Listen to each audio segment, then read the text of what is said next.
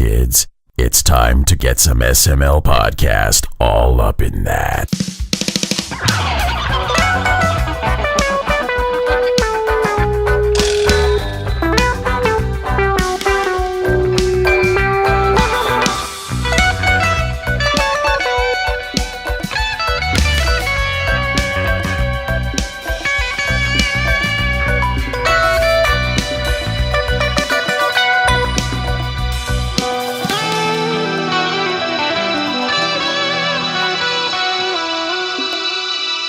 What's up, everyone? This is the SML Podcast. I am your host, Joe. Joining as usual is Cole. Cole, how are you doing today?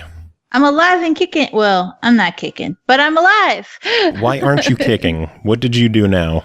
I'm old and I have arthritis. I thought you did something. Because I didn't do anything. Normally that leads somewhere. Like, I was outside and I tripped and I broke my knee. I did have to have x-rays on my knee yesterday because that motherfucker's still not healing. So that's fun. That's been like, when did I do that? June. It's been a while. Yeah, I don't know. The doctor's like, I guess we can start putting steroid injections in there. Oh, that's always fun. I don't want to do that. You know what's more fun than knee injections? What's more fun than knee injections? Having company. We have company. Yes, joining us from Big Robot, Jim Rossignol. How are you doing today? I'm doing very well. Thank you for having me on. Did I do okay with the name? That's great. Yep. Yes. Robots don't need knee injections. That's true. They don't. They just don't. But maybe they do though. Maybe they need like all injections. Well, they need don't they? Like squeaky. Yeah, exactly. Yeah. Oh, Lord. Jim, you are here to talk about your new game, The Light Keeps Us Safe, coming out this week on Steam. For the people who don't know what this game is, give us the sales pitch. Okay, so it is a stealth and survival game.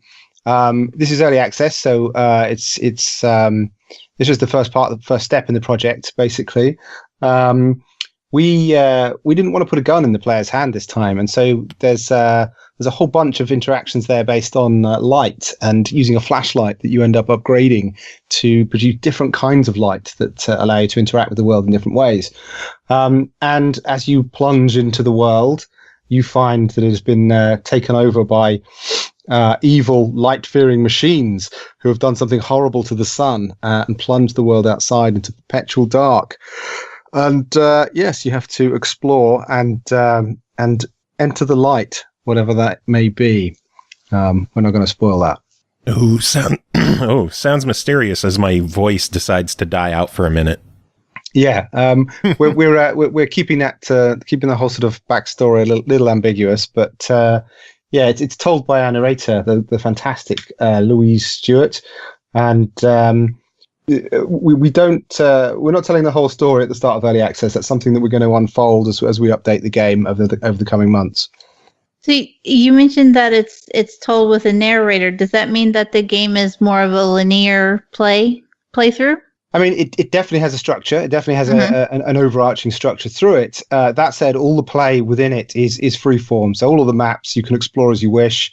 They are big, open environments you can take from any angle. You can spend whatever time you like exploring whatever areas. You will go back to different parts of maps that you couldn't access before. Once you've upgraded your flashlight to the different light types, stuff like that. So it has like a core structure with this. It has a central level that we call the bunker, which is a hub level that allows you to heal and recover from your expeditions, allows you to upgrade your torch, and also allows you to put the light that you find. You discover hidden light motes across the levels, and you put those into a strange dead machine in the center of the bunker, and that begins to wake up. And the story is all structured around that, essentially, yeah. If machines are trying to murder you, why would you want to bring one to life? Well, there's some stuff there that has been left behind by the people of whom you were one, and you're the last one left behind. And they've built their own devices to counter the stuff that the machines were doing. And so you find that sort of kit-bashed, jury-rigged stuff there left over for you when you come out of your hiding place. And yeah, it seems to be how you're going to escape. And so investigate that line of mystery as the game goes on. Go ahead, Cole, before I cut you off again. Well, I lost what I was going to say. Oh, no, I'm good again. You mentioned that, the bunker serving as a hub world and everything. What's the motivation for leaving this bunker for the character and going into this desolate wasteland apocalyptic world if he's got a perfectly good bunker to sit in? Wow, the most pressing issue is that we have some survival elements. So you're running out of food. Mm-hmm. So at the very least, you need to leave and find yourself something to eat.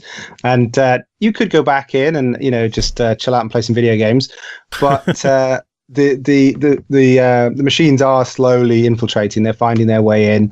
They're coming down through the walls. It's only a matter of time before they're going to get to you, and so you need to find another way out. And you discover that other humans have entered the light. You're not quite sure what this is, but you have a mysterious narrator who seems to care about you a great deal. She helps you towards that goal. And as things become more desperate, you head outside and beginning to find the bits and pieces that you need to escape to a better place. That was my next question. The narrator and the player's character are two separate entities. Yeah, so that's right. Yeah. Will you interact with other NPCs throughout the world? No, with no NPCs in the world. You're thoroughly alone with the monsters, basically. Yeah. That sounds I'm not charming. sure. Yeah, I was about to say, I'm not sure if that's better or worse. Because at least you don't have to worry about an NPC fucking your world up, but... No, we've got plenty of monsters for that. But at the same time, the whole idea of being perfectly alone is equally terrifying. Yeah, that's the idea. The game plays procedurally generated. Was right. there any special motivation behind that choice rather than just creating an existing open world that could be explored, and not change? I mean, there's a couple of reasons for that. One is that our last game, The Signal from Tolva, was all handmade, and that was a lot of work. We didn't really want to dive straight back into that. We built like a 4-kilometer map for that. It was a lot of rocks. The other is that Tom Betts, who is our sort of technical lead, he generated little sort of British slices of British countryside for Sir You're Being Hunted back in 2013, and we'd always wanted to return to that as a methodology because it's not only does it kind of throw up interesting stuff in terms of being able to provide variety for players. But it also creates a really interesting way for us to develop and design stuff so that we can throw in these variables into the templates we create for the levels and see the effects straight away. And we don't have to wait for a level designer to build them. And it doesn't matter if they work because you can, you just take the variable out and, something works differently. And there's immense power in that. So we can add entire sections to a map. With a bit of code and then run them, and 10 seconds later we're running around in it and it's all laid out. Someone made it, and then I think the way that we use procedural generation is very directed as well. We're not using it in the sense that a lot of games. I mean, I think sort of No Man's Sky is a touchstone for a lot of people, and there's very little kind of sort of directed design in that because, of course, it's a whole planet. So you don't tend to have roads running through it. You don't tend to have that kind of built structure and so on. But the way we do procedural generation is to make sure that we drop that in there.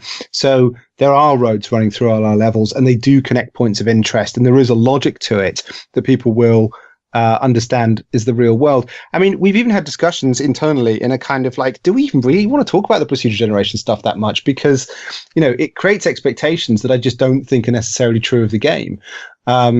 And certainly, we had the first round of players that we had come test it. We didn't say anything to them about that, and they were sort of pointing out a few what they assumed were editing problems with the map, and I was just like, oh no, that's just the algorithm messing up, and they hadn't clocked that it was procedurally generated at all because they were looking for the kind of cues that you see in hand-built stuff, those points of light that you're supposed to head to for the next thing, those little sort of signposts of design that say, hey, this way. That stuff is still in there from the way that we put stuff together. And I just think that's we find that a really interesting way to work and a really fun way to develop. And so we were keen, after having done some stuff with Sir, and of course having learned tons from that, and sort of said, hey, if we could do it again differently, how to do it differently. Of course, we've got a chance to do that now. And so we've been able to do a whole bunch of stuff differently. And in some ways, some of the challenges and stuff in this game are logical extensions of the stuff that we did before. So one of the things that Tom used to complain about was that the sort of MacGuffin that you collected in say being hunted didn't have quite enough sort of challenges between you and it. We tended to have some AI guards, and maybe it would be in a strange place that you would have to track down. But this time we've layered that up, so there could be force fields that you'll need to deactivate by finding a trigger somewhere else in the structure, and then there may be tripwires and booby traps inside, and all that stuff layers up. And of course, that's all randomized as well. So whenever we go into one of our own buildings, we're always playtesting it for the first time. We're never quite sure, what the layout's going to be and how those things are going to try and get us. And that's just super fun to test and develop. And then hopefully people enjoy it as well when they come to replay. I mean, I think that sort of reflects in our decision to take this early access as well, because as this is right at the start of the project. With an approach like this, we're able to throw in a whole bunch of new stuff. And when you do your playthrough, it's all fresh, not just because there's new features in there, but because it's a new map. It's a layout you've never seen before. It will be fresh each time. And I think that's really powerful. And that kind of speaks to the whole decision as to why we went that route. It sounds like getting that algorithm to work properly seems like so much more work than just designing something. Yeah, I mean, I think it is a lot of work, but on the flip side, it's something that we already have loads of expertise in. It's something that Tom has spent, thousands of hours at this point in mastering, and so when we got the prototype down, the functionality of creating a world that could populate forests and junkyards and streets with buildings on and stuff, that was all down pretty quickly. Wow. It's really down to the time is in the finessing of it, like finding those edge cases. Why does that car poke into the road in the wrong way? Why is this stuff not being placed? And then Tom spends a lot of time in the engine of that, just tweaking it and fixing it up. And to some people, they run straight past that bug, that error that we've seen, and never notice it. And then other times it will throw a tree into the middle of a building, and when we had, damn, shouldn't have done that. But it is work, but it's something that we have enthusiasm for. And it's one of those things. It's great to play to your strengths, and I think it's when you're doing something that you can do a great job of. The sort of the inertia is just straight there. We knew that we could create a world using this tech very quickly. We created it. We had a concept way before even the light concept itself. So the light interaction concept was just a little yellow Post-it note on my wall next to my desk for a couple of years. Just that name. And at the time, I'd imagined some kind of light collecting wizard, maybe. I don't know. Like it was just an idea that I hadn't even attached to anything. And then after we had generated this terrifying, spooky, bleak road that had ghosts appearing along it and was very threatening, and suddenly I just looked at that and clicked and thought, that's the other layer. That's the thing that we can fold into this terrifying, gloomy world that we're now generating. And have kind of a really cool gameplay loop that opens up and that we can build on top of. And it's one of those things where it just all clicked, and one thing implied the next thing, and the thing designed itself, which is that's always useful. I'm one of those players. No, Joe, you're gonna hold on a second. I was just gonna say, so there's no wizards in the game. No, not yet. There's always the potential. It's early access, but. I'm one of those players who would like see the car sitting sideways in the road or something where it shouldn't be, or the tree in the building, and I would like spend 2 hours looking at it because I'd be convinced it was trying to tell me something important that I just didn't understand. Yeah, well, we'll try and avoid that as much as we can. Yeah, like I would just sit so we don't there slow and be like, down. there's a nut I need to pick up or something. There's a reason this tree is here. But I need it. And I'm hoping we've signposted that stuff to clearly enough that you won't get floored by those sort of errors. Especially in horror games, I'm 10 times worse in a horror game because everything is trying to tell you a secret message when it's trying to scare you. Oh, that's true. Yeah. When it comes to the biomes, you said junkyards and forests, but how many different kinds of environments did you guys create? It's okay if you count on your fingers. I would have to. Sorry. How many have we got live now in the game? Yeah. I know that you have a roadmap as well for like future plans for additional ones. So. We have 4 up and running at the minute. I think only 3 are going to ship because I want to hold the 4th one back because we're going to patch something in pretty fast at the start. And we posted a couple of different screenshots of that. But we'll have 3 in the game there from the start. But then within that, I think the sort of the way that we've made it is so that there's like a world theme, so that there'll be like a sort of a lighting theme, which one of them is sort of a sort of very gloomy night, and another one's very sort of toxic-y swamp, for example. And within that, I have like a template that I can design levels with that. Instead of physically laying out the level, I kind of just put the elements I want in there, so I can mix up any of the stuff that we've made for any of the environments together and see how they work.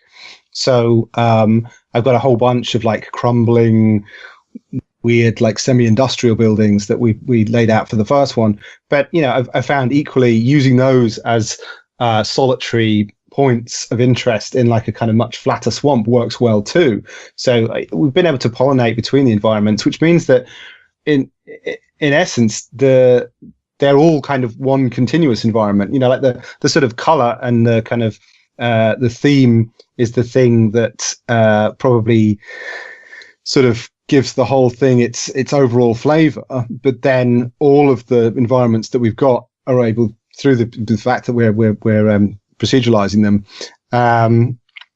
it's sort of continuous. Like one thing feeds into the next. You might see stuff from a previous environment in this one.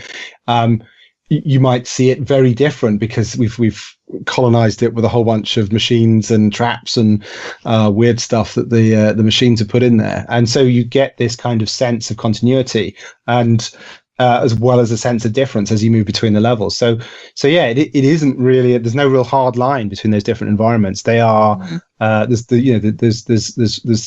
sort of there's 3 good ones in there that are defined by theme. But yeah, there's a lot of other stuff that, and also I've tried to randomize it as well to make sure that if you do play through again immediately, you'll see some different stuff as you go through. I'm just waiting for Cole. I don't want to get yelled at. It's okay. You can go. I'll yell at you anyway. What made you go with a world of eternal night? I think we were just in a bit of a bleak place. Oh no, I know exactly what it is actually. So we after we did the thing from Tolva, we were sort of thinking. I mean, when we've done games in the past, we've basically had a big idea at the start and just gone, okay, cool, we'll make that. And we've just then sat down for 2 years and, done that thing. This time, however, we thought, well, let's just play around with a whole bunch of stuff. And so we prototyped some stuff. And we just made a couple of different things. And we looked at some stuff that Tom had messed around with over the past couple of years. And we actually started making a kind of like factory game for a while, with sort of a whole kind of like Factorio thing in mind. But after getting stuck into the sort of, numbers, I just said to Tom, I think this is just, I can't do this for a couple of years.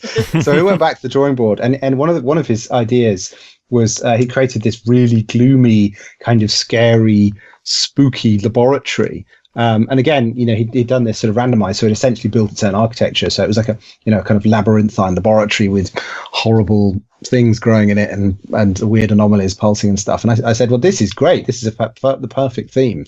And then when we built the built sort of an exterior environment connected to it. It was just really, really gloomy. And we called it the Bleak Road, and that became our first environment for the game. And it just seemed to make sense to run with the sort of the dark, the threat of just darkness off the side of the road, and just keep going with that. And it was really, really dark at one point. The game is practically daytime compared to how it was 6 months ago. I'm going to post some screenshots of that actually at some point, because it was just fantastically dark and threatening at one point, but it also became kind of unnavigable, so that you were just sort of stumbling around. As soon as you got off the road or away from any streetlights or anything, you were just stumbling around in complete pitch black, and it didn't quite work. But the idea and the feel of it, that just stuck with us. And again, it was just one of those things that organically came out of mucking around. Yeah. And then what led to light being the power of the game? I think so. I'd had that this sort of idea that was up on the post-it note for a while, and I'd imagine quite a different game, I think. But I talked to Tom about it, and we'd done a couple of games where that had combat in, had shooting and stuff, and I said I just kind of want to sidestep that.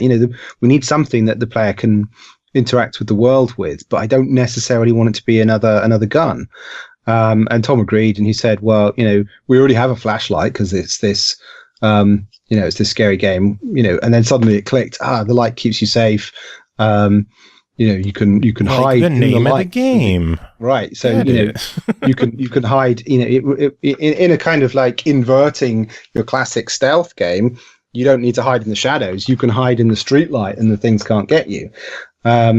And so, we extended that to the flashlight itself. You use that to dazzle or scare baddies away. And, at that point, we had something to build on. We had something to work with. It was a tool that we could extend, that the player could use to influence stuff in the world. And it just sort of naturally snowballed from there. And we did a lot of just making stuff this time, and doing it very crudely, not really worrying too much about how it looked, lots of sort of programmer art, just spending time mucking around with stuff, making sure that, we'd explored some avenues. And we still have those kind of like all that stuff ready to be made pretty by artists and then to develop that into a bigger thing. I think it just kind of made sense, not least because, we'd kind of bought into this murky, bleak, gloomy aesthetic, but also because it allowed us to explore a whole bunch of game systems that weren't shooting, weren't, throwing grenades or using force shields or all the other stuff that we've already done in a bunch of other games that lots of other people have done too, let's face it. It was fresh and it was cool, and it was a thing that totally made sense with a kind of a survival and a horror genre. And as bleak and dark as the game is, it is stunning to look at. Thank you. Just the use of colors in the game with like green skies and the red light of the monsters. It is just a stunning game to watch. Thank you. I mean, I think one of the things that is one of our strengths really is Ollie Skillman Wilson, who's our main 3D artist. His real love and his real specialization is in lighting. And Tom, our technical lead, his artist his background is as an artist. So he trained as an artist before he was a programmer, and then learned to program so that he could use computers to make art. And the two of them working together create these beautiful environments very quickly. And Ollie is one of those guys who has incredible artistic talent, but also a real kind of like, he's read the manual. He knows how to do stuff. And he understands how a lot of tech works in a way that, the rest of the development team doesn't. And I'm sure lots of other developers, don't either, because his ability to pick stuff up and say, this will work in this way has been brilliant.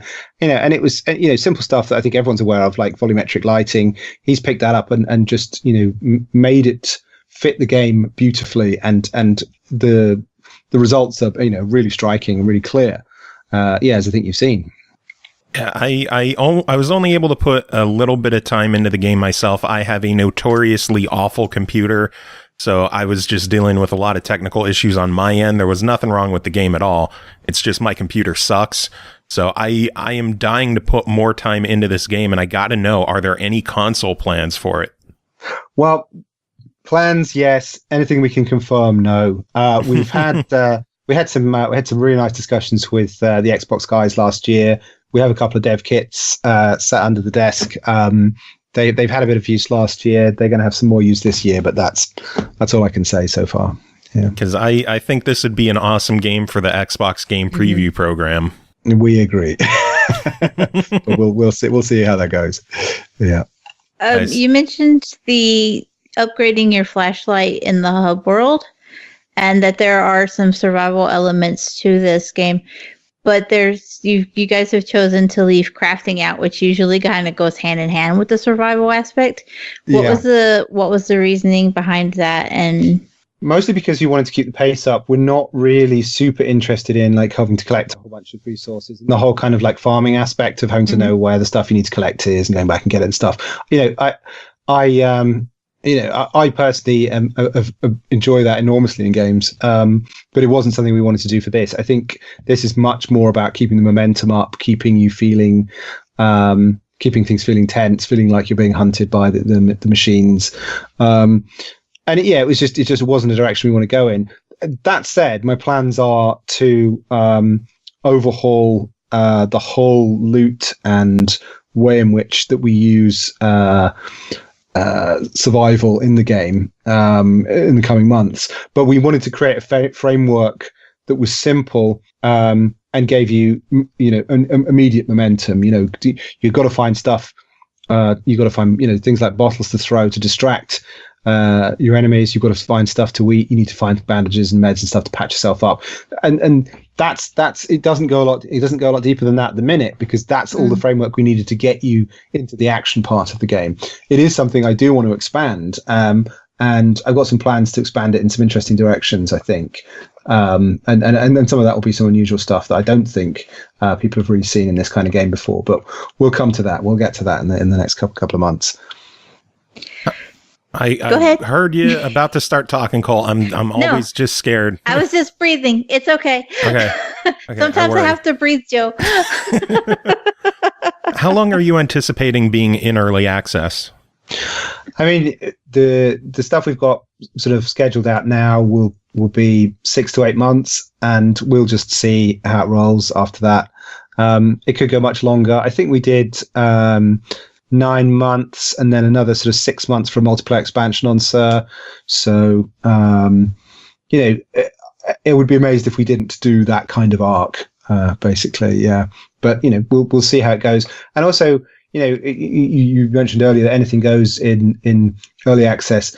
We're definitely freer in this early access. With Sir, we made a whole bunch of promises in the Kickstarter, and we executed all of those promises, every single last one, all the stretch goals and stuff.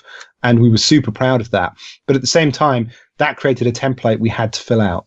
And this time we're much freer because we have this idea, but it could go anywhere. And I can't wait to see what people suggest and, what people's feedback to it is, because that may change the direction that may change the length of time we end up developing it. We'll just have to sort of play it by ear and see how that goes. Does it feel more freeing being able to just plan the game as you go instead of having all these restrictions that you would have to follow? I mean, it's more daunting, right? Because it's we don't necessarily know where we're going with it. I think it was really cool to have the sort of inspired moment of, say, being hunted and being able to see exactly how it was all going to work, and being able to, everything implied everything else. And it was just, we did this Kickstarter and it made sense in a really interesting way, almost from day one. This time it is freer, definitely, because we're feeling our way through it. But that's exciting in a completely different way because I think we knew at the start of Sir You're Being Hunted how it would look at the end. This time, I don't think I necessarily know how it going to look at the end, and that's exciting and a bit scary. Is the story fleshed out completely, or is all that still up in the air as well? Yeah, that is pretty tight, actually. I'm pretty sure I know what I want to do with that. And we have actually done a whole bunch of voice recording to use in that. We'll be feeding into the game in the next couple of updates. I'm pretty certain about how I want that, because I have a cool twist that I want to drop, but we'll see how that goes. You tease. Mm-hmm. Cole, anything on your end? I have a whole list of things. I'm still going. I'm sorry. Cool, go for it. You keep mentioning Sir, you're being hunted and Signal from Tova, and I was just curious how fans of those games might find that The Light Keeps Us Safe is either similar or different. I asked a hard one. I'm so proud. Can you say it again for me? Like, are fans of your other games going to find that The Light Keeps Us Safe is maybe radically different from them, or are they going to find that it's something they're familiar with? Are there big changes? I mean, I think it really feels like one of our games. Mm-hmm. And people who have played a whole bunch of our games before have said that you can see how we've slotted things into similar places, but it's a new world, and it's just got a new thing to it, basically. The core loop of it is very different. It's both more open in some ways, certainly, than Tolva, but tighter in others, in that you can spend a lot of time just exploring randomly. But when you need to get into a house, you need to have a plan. You need to distract the turret. You need to make sure the thing that's guarding it has wandered away, or you've lured it away already. You need to deal with the booby traps and the other perils and stuff. That so there's some stuff there, basically, and I think it's closer to So You're Being Hunted. And we've got some stuff in there that I think works very like So You're Being Hunted.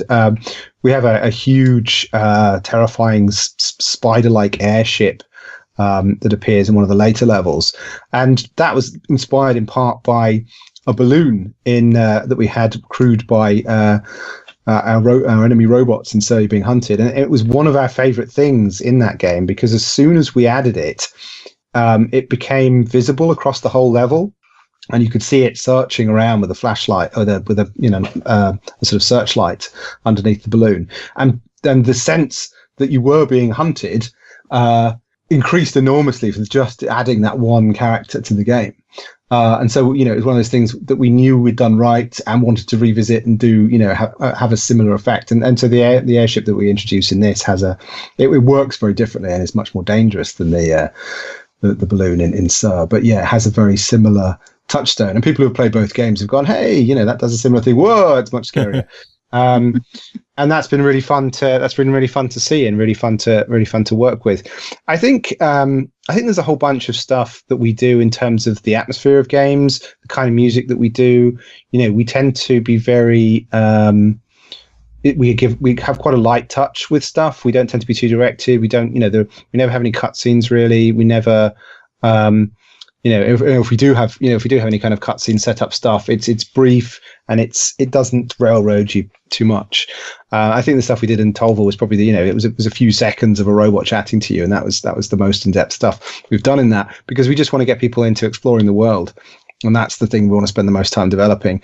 And I think showcasing an environment in a spooky way is that's become our sort of brand, I guess. And so people who have played the previous games are going to recognize that, while I think finding themselves exploring something that doesn't feel quite like either of the previous games. How many nightmares do you see yourselves creating for people with this game? Because this is just nightmare fuel for me, and I love it.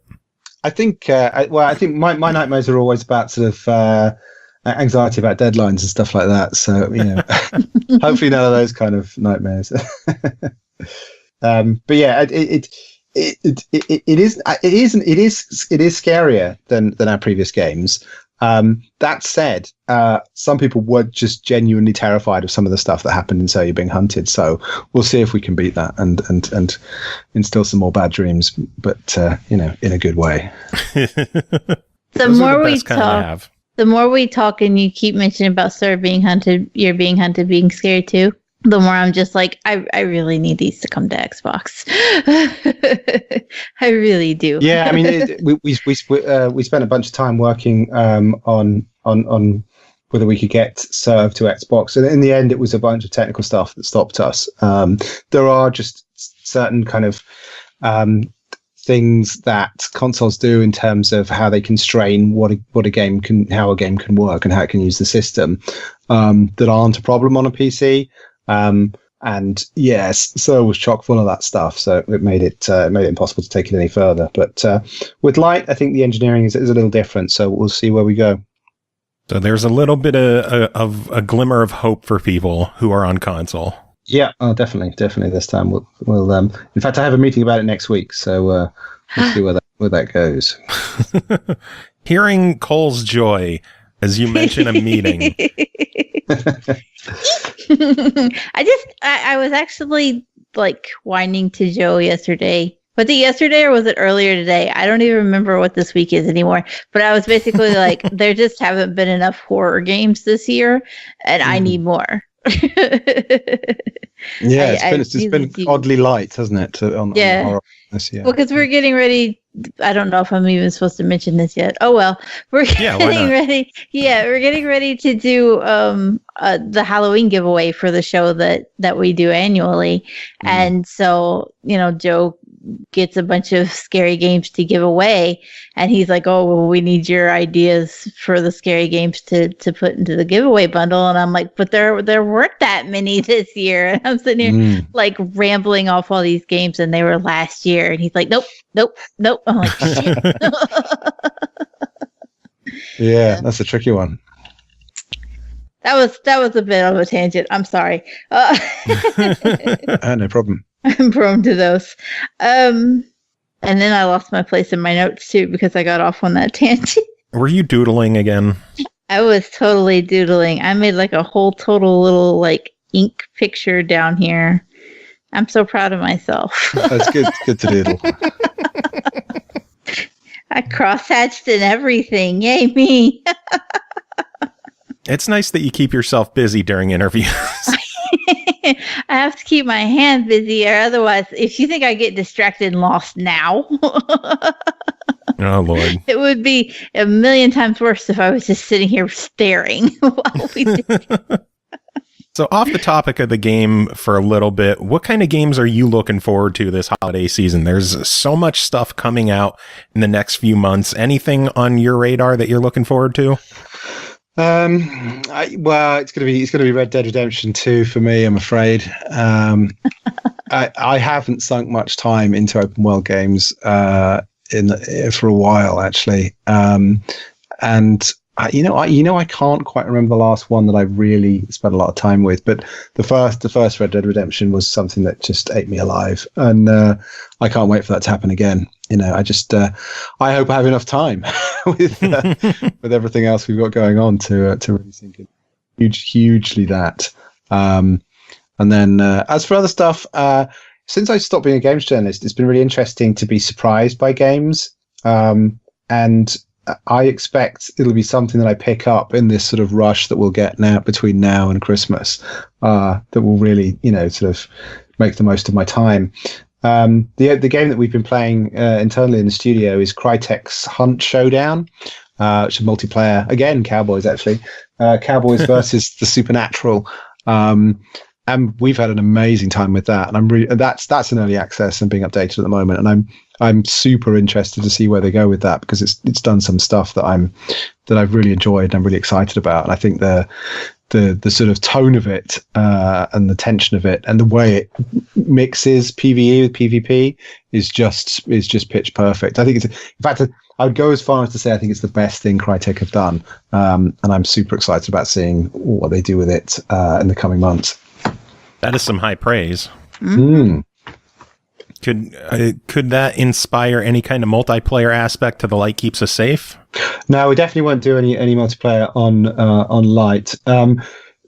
We know that because we do have plans for something multiplayer in the future, and also we did multiplayer expansion on Sir, which was amazing, and people still play it now, and it's one of the best things that we've made. But it was such an education in how multiplayer stuff works, and also what we want to do with multiplayer and how we would want to do that if we did it again. That we have some very specific ideas about that, and it definitely doesn't fit with the way Light currently works. We'll definitely stick with the single player plan for this one. Yeah. I feel like a game titled "Sir, You're Being Hunted" was just begging for a battle royale mode. Yeah, I mean, interestingly, the multiplayer game is sort of works like that. It's the function of it is essentially a battle royale, but against the robots. So you can work together up to a point to get the teleporter to take somebody home at the end, but only one person can go home.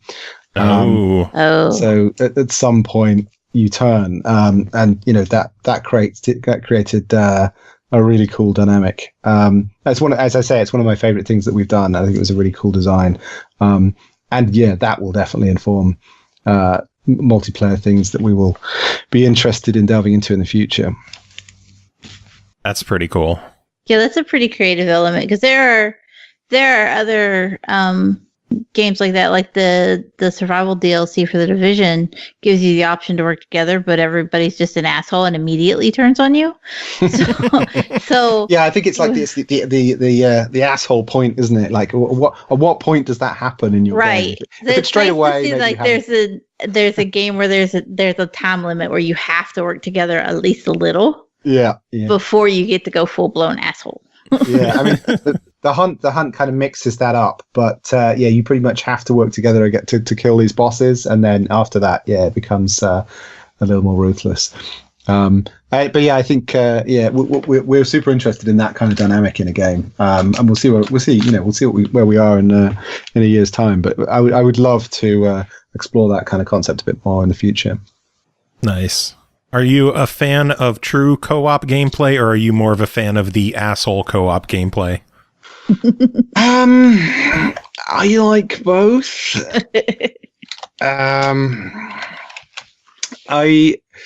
I played a lot of EVE Online over the years, which has some of the most brutal kind of player versus player stuff I've ever encountered, and I got a lot out of that. So, you know, read into that what you can about my character, I think. Oh man, Cole, did you have any other questions? No, I think I'm finally good. You good with your notes? Yeah, I went through and made X's on everything that I asked, and there's a lot of X's. Nice, because I know we've been chatting for a while. Jim, was there anything about the game that you wanted to talk about that we didn't bring up?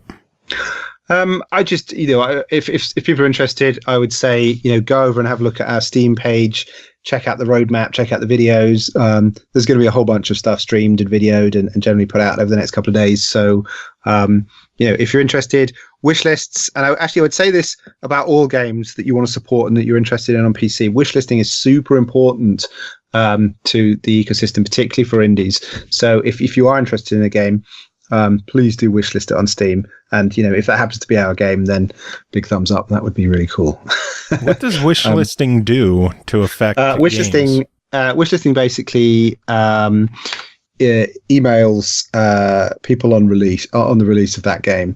But a lot of what Steam has done in terms of promotion and its internal algorithms for promotion of tracking games that are popular and stuff, that's done through wishlisting. So for games that are trying to get attention, for games and we all know there are a lot of games out there trying to get in the limelight.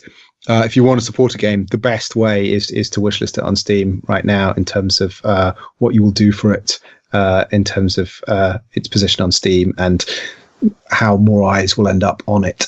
So that's sense. Why it's important to us. Yeah. I've always wondered, but I figured I would ask. I know. Where can people keep up to date with you and what you're doing and what Big Robot's doing? Well, if you're a Steam user, there is our creator page, all the updates for all the things going with our games, and there are some more updates coming for other games actually in the next few months. So you can follow us on the creator page. The best place though, and where all our information is first, is on our Twitter, which is Big Robot Ltd. So if you follow us on there, then yeah, that's the best place to keep up to date. Awesome, sounds good. Well, cool. Jim, where can people get the game? How much is it? Give us all the details. So the game will be out in 2 days' time. That's the 11th of October. That will be, I think that's 10 a.m. Pacific time. And that will be $20, but there is a 15% discount for the launch period, which I think is a week or 10 days, something like that. So getting in at the start is definitely a good idea. Awesome. That is always the best way to do it. Discounts are good for everybody. They sure are. And we hope lots of people will take advantage of that in the coming week. Well, I hope so as well, because if it does well on Steam, I'm guessing that means better chances for a console version, which... Absolutely, yes. We're fans of.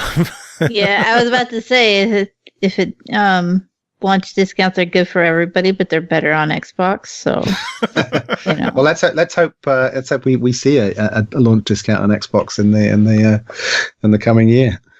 Well, if there's any news on that, be sure to keep us posted. We'll make a lot of noise about it. I intend to be one of those assholes that follows you on Twitter and just randomly is like Xbox every time you post about the game. Cool. There's always that one guy. Look forward to that. Yeah, there's several of those now. Usually there's somebody too that says Switch, but I don't have a Switch, so that's gonna have to be Joe. But I'm totally gonna be there like Xbox every time. Okay, cool. Yeah, we would definitely won't be on Switch. They're gonna flop me. Yeah, I couldn't see this working on Switch too well. Yeah, I think we would struggle. Just a little. But Jim, it was a pleasure having you on the show, chatting with us. Everyone else, we're going to take a quick break. We're going to be back with more show in a little bit. Jim, do you have any final words to end this? I just want to say thanks to you guys for having me on. It's been a lot of fun.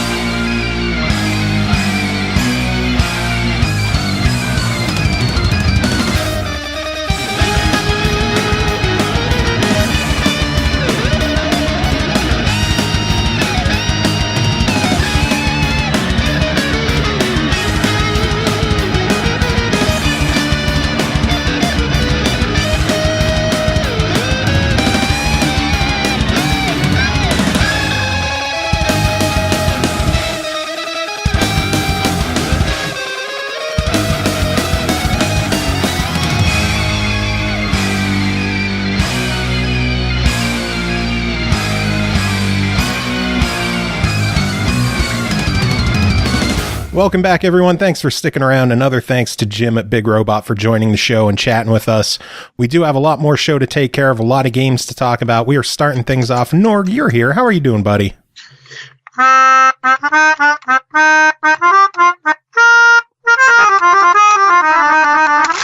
Hi. How's things? Oh, things are great. That was me trying to play the first song you hear in the Bard's Tale 2 when you first load up the game. Look at you, dropping references. It actually almost happened until my fingers got tangled up, and then I remembered that I don't know the fingering for the rest of the song. Whoops! Oh, you. Yeah. Oh, you. By the way, I wanted to thank you on the show for your incredible Up in Smoke cover on the last episode. Yeah, it was great, man. Dude, it was so good. It was such a good song. Dude, you know that cough halfway through? That was legit, and I left it in there. I got tangled up in that scratchy voice thing and just started hacking. So I left the cough in there because it sounded authentic. And now my voice is totally shot because that last sip of LaCroix went down the wrong windpipe, you know? LaCroix. Yeah, man, oh man. There's like some kind of class action lawsuit against them right now. I don't know what that's all about. Really? For what? They say that the natural ingredients that are in there aren't actually natural ingredients. And so there's like a class action lawsuit. And I've seen all kinds of comments that go back and forth either way saying, wait, no, yes, they are natural ingredients. And it's hard to tell. I can't tell if it's some dude with an agenda or if there's actually something to what they're talking about. So I guess it'll play out in the long run, I suppose. Those sons of bitches. In the meantime, I'm going to continue drinking this natural lemon flavored sparkling water, LaCroix. I am drinking a Kmart brand half and half black tea and lemonade. Dude, that sounds delicious. Is that like an it's like an unleaded Arnold Palmer? Pretty much, yeah. That sounds awesome. I'd be in on that. I love Arnold Palmers. They are so good. They really are. They're so refreshing, and then you just crack one open on a hot summer day. Oh my goodness. But yeah, Kmart sells a 12-pack of 20-ounce bottles for $4. Shut up! Really? So I jumped on it and I tried it because I didn't know if it would be good or not because, you know, it's a knockoff brand.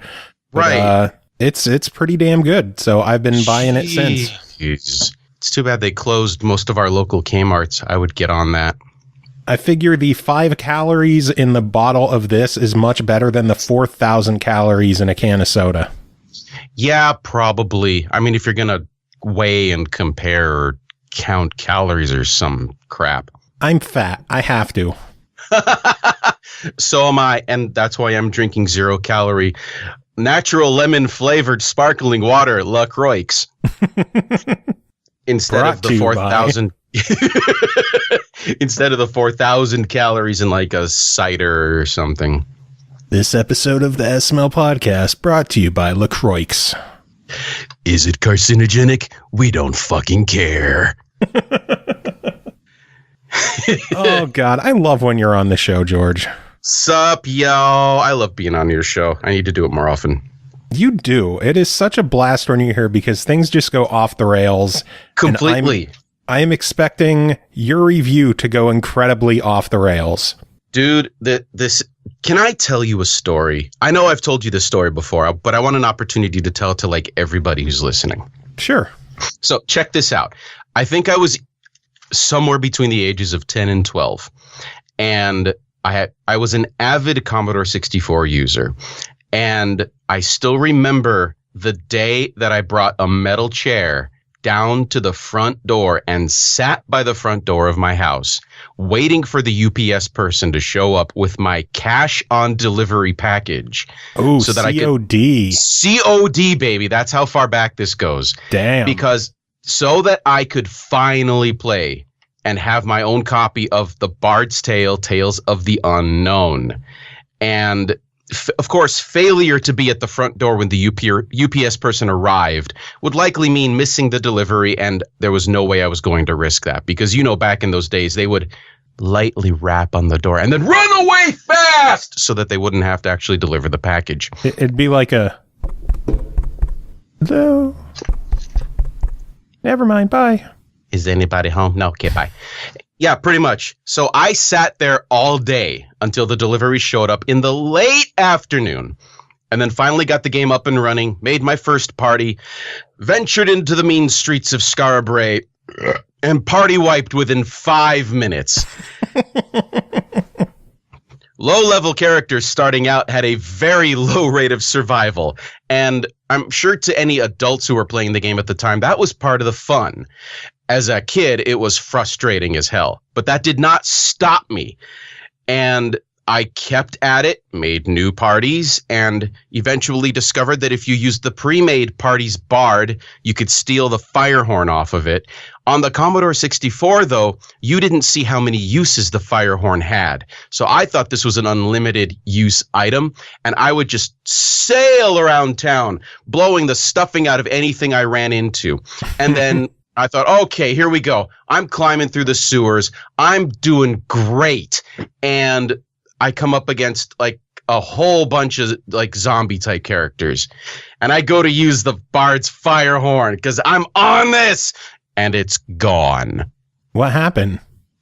Well, in the Commodore 64 version of the game, it didn't show you the fact that there was actually a usage count for that item, and I exceeded the usage count for that item, and when you exceed the usage count for that item, it disappears, and I party wiped. Oh no. Did you save recently? No, see, that's it. If you die out in the wilderness, you're basically gone. Which again, that was considered to be part of the fun. But I kept going, I recreated, I don't remember how I did it, but I somehow managed to restore the original default party so that I could steal the fire horn again. And I was a little I was a little more conservative with its use, for lack of a better description. And I remember just plowing through, mapping, finding out that you could repeat the Berserker room in the castle and just build up characters like crazy at that point. It's worth noting, though, that the Berserker repeat has been removed from the remastered original trilogy. That's how much of a nerd I am for Bard's Tale stuff. Wow. But yeah, manually mapping everything on graph paper, continuing on to the second game, and being a kid and completely shocked at finding out who the bad guy actually was at the end of the game. And then the just total frustration of basically having to start over in Bard's Tale 3, because in Bard's Tales 1 and 2, all of your stats capped at 18. Strength, intelligence, wisdom, charisma, luck, all that stuff. In the Bard's Tale 3, as far as I am aware, they either didn't cap or they capped at like 99 or something. So when I transferred my extremely high level characters from Bard's Tale 2 and their low stats, they didn't have a prayer of surviving. So I had to start over. Man. Which was fine. I got the full meal deal experience on that one. But there was really no point in transferring characters because high-level characters from Bard's Tale 2 were stat limited. And then you get a level 63 warrior into Bard's Tale 3 and you have 7 million experience points before your next level so that you can get 19 on your luck instead of like huge amounts of stat by the time you get to the higher levels. Anyway, so I've been literally waiting a generation practically for the opportunity of an actual successor to that series. And that was to be the Bard's Tale 4. We don't talk about the cutesy one that showed up on Xbox with the top-down view and the fantastic dialogue, but that was not the same. It had the name, but it didn't have the thing. That's like the only one I'm familiar with too. So really? I'm sure you hate me right now. No, I played it for a while and it wasn't what I was expecting, and I just stopped because it wasn't what I was expecting. For the review, I did everything I could possibly do to remove the nostalgia glasses and give the game kind of a unbiased review. So I'll do my best. It's hard to put an entire childhood's worth of experience to the side and not let it bias my take on things. But again, I'll do my absolute best. I think it's actually better that you are such a hardcore Bard's Tale fan, because that's who I would want to hear a review from. So, cute things to start out with. References to the... Before you go into it... Okay, holding. Should probably go through what we're actually going to talk about here officially. Oh, see, we're already off the rails. I jumped the gun. I didn't do the spiel yet. Do the spiel. Do it! I'll do the spiel. Just let me do the spiel. Fucking do the. Hey, Joe. Do the spiel. First game to talk about tonight is called The Bard's Tale 4, developed and published by inXile Entertainment, released September 18th on Steam for $34.99. The Bard's Tale 4 burrows deep as the triumphant return of one of the most iconic RPG series of all time. Delve into a tactically rich combat system that rewards creativity, solve puzzles to gain treasure and advantages, and discover a beautifully crafted world. George, resume your spiel. Spiel! That was a beautiful spiel, Joe. That was fantastic. That's what I do. That's my purpose on this show. Have you ever considered a career in spiel reading? I wish. Get me. You're the voice actor. Get me hired somewhere. I thought you were about to say "get me high." I'm like, well, you're far away. That was last episode. This is 421. This is the hangover episode. This is the day after. It's the worst, and you're not even hungry anymore. Okay, so Bard's Tale 4. Spent a bunch of time in it. When I could, because you know what? Fuck it. Let's go straight to the ugly. Just straight to the ugly. Crashes. Fucking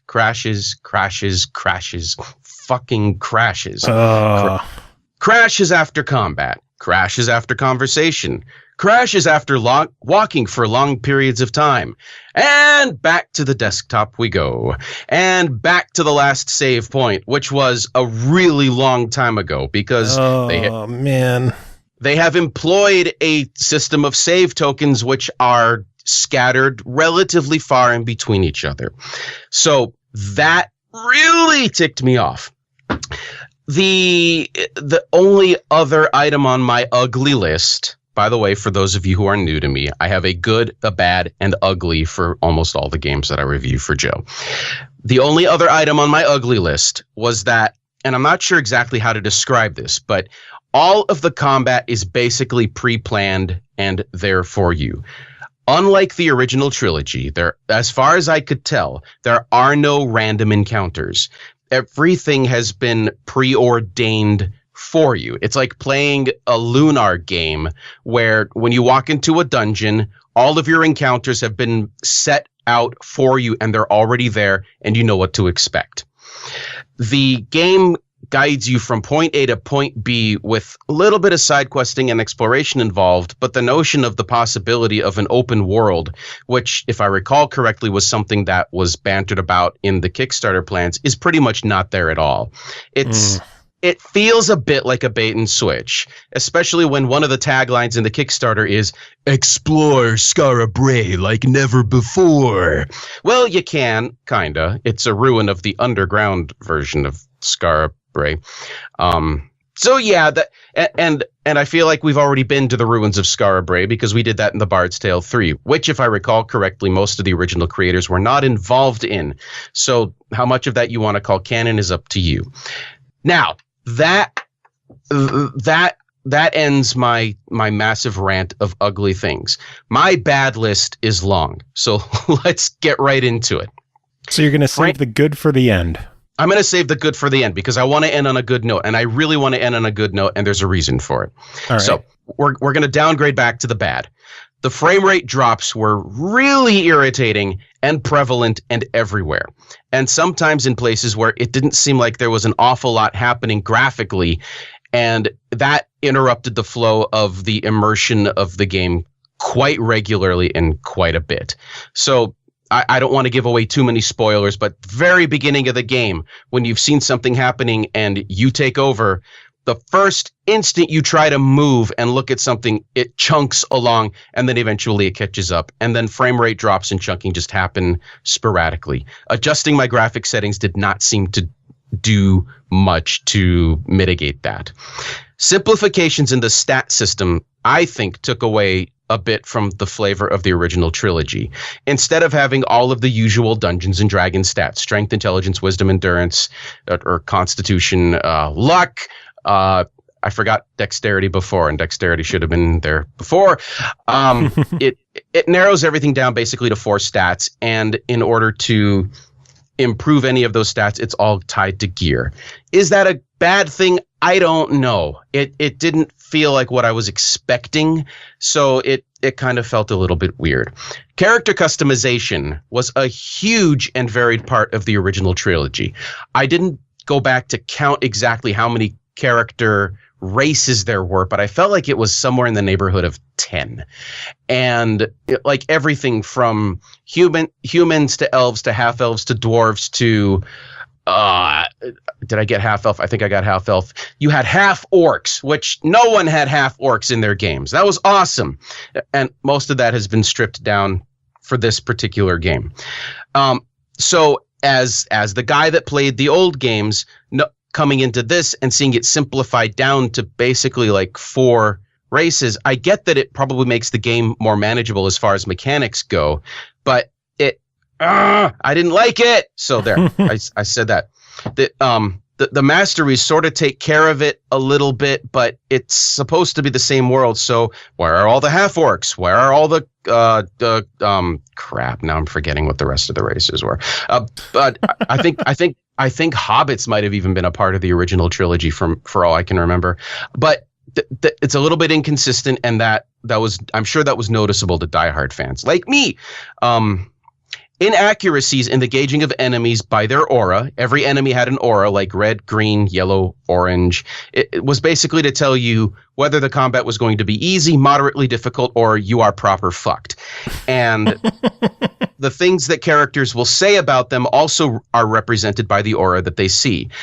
The things that the characters said didn't always match what the aura said. Like, for example, if the aura is red, that's basically do not touch. And the character's saying, it's going to be hard, but I think we can do it.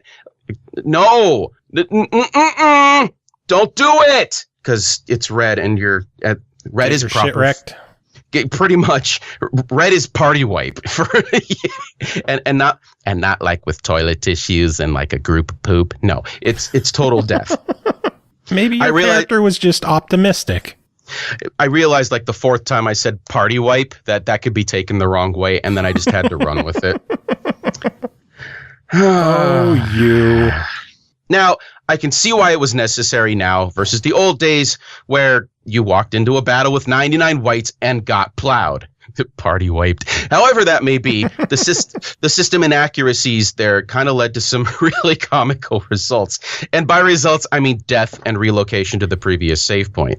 And I've already touched on the idea of the save points in this game. The system of save tokens is kind of archaic. They are too few and far between. And death means going back awfully far in some cases, and that stings. It doesn't and sting crashes, as right, you said and before. Crashes will totally mess that up too. Now, to be fair, it doesn't sting quite as much as your party has been wiped out. Start over. Which it did in the old days, and that did sting, but we're not in the old days anymore, so I can pretend like we've modernized or something. When I get back to the good parts, I'm going to talk about how gorgeous the environments were, and it's worth mentioning during the bad so that I can say that the environments were gorgeous twice. Actually, it'll be thrice by the time we get there. But the characters looked really dated, for lack of a better word. Like they were designed using tools that would have given you characters that looked like they were from the beta version of Oblivion. Ew. They looked kind of ugly in contrast to the environments that were there. The voices, we'll get back to the voices out of the characters were absolutely great. And that's worth mentioning again. But the look was really off. Occasional geometry bugs also made them look almost comical and hideous all at the same time, and like not in that good way, the kind of way that might give my daughter nightmares. And then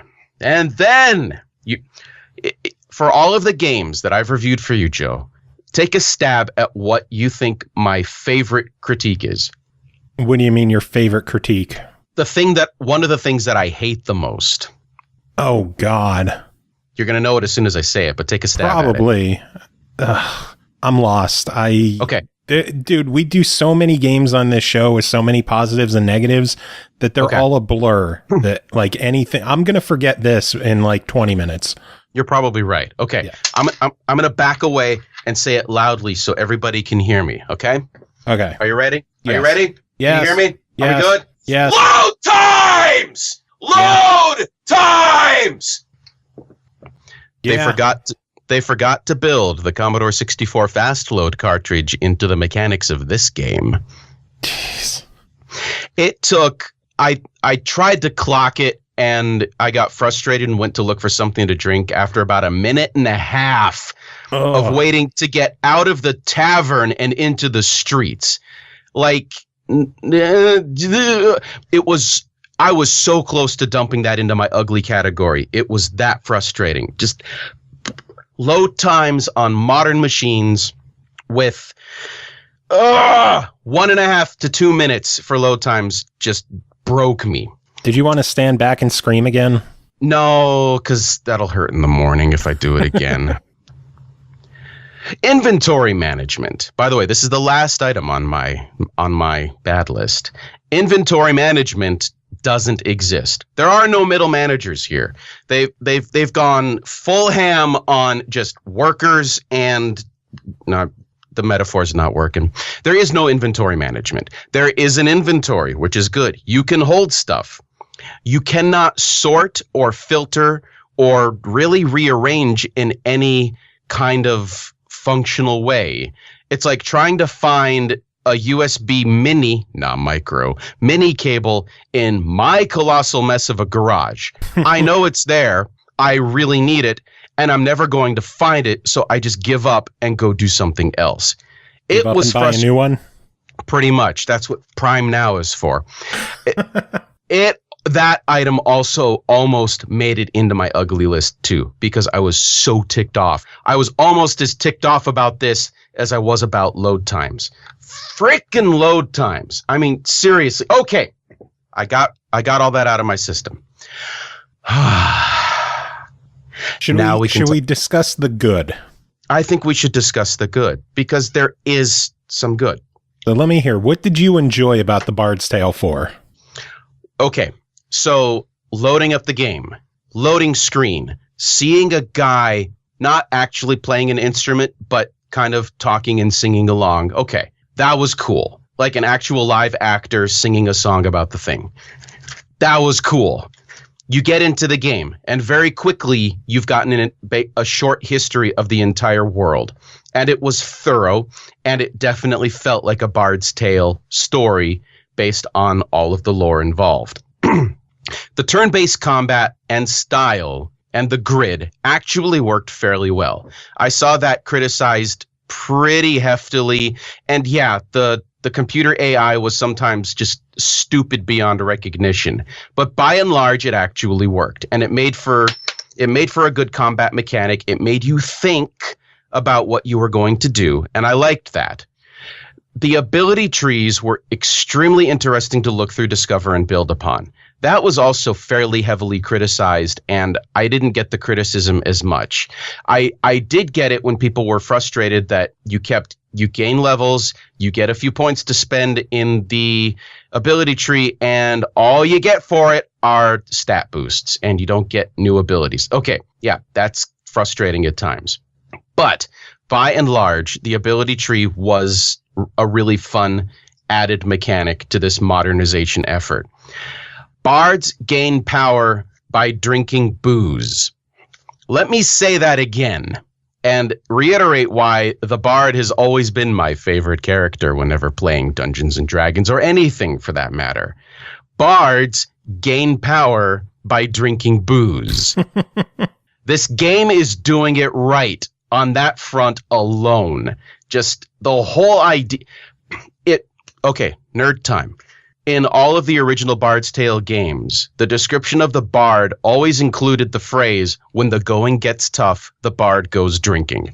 Like, without fail. I was a kid, and I didn't actually understand what that meant, but I still got the idea that it was funny.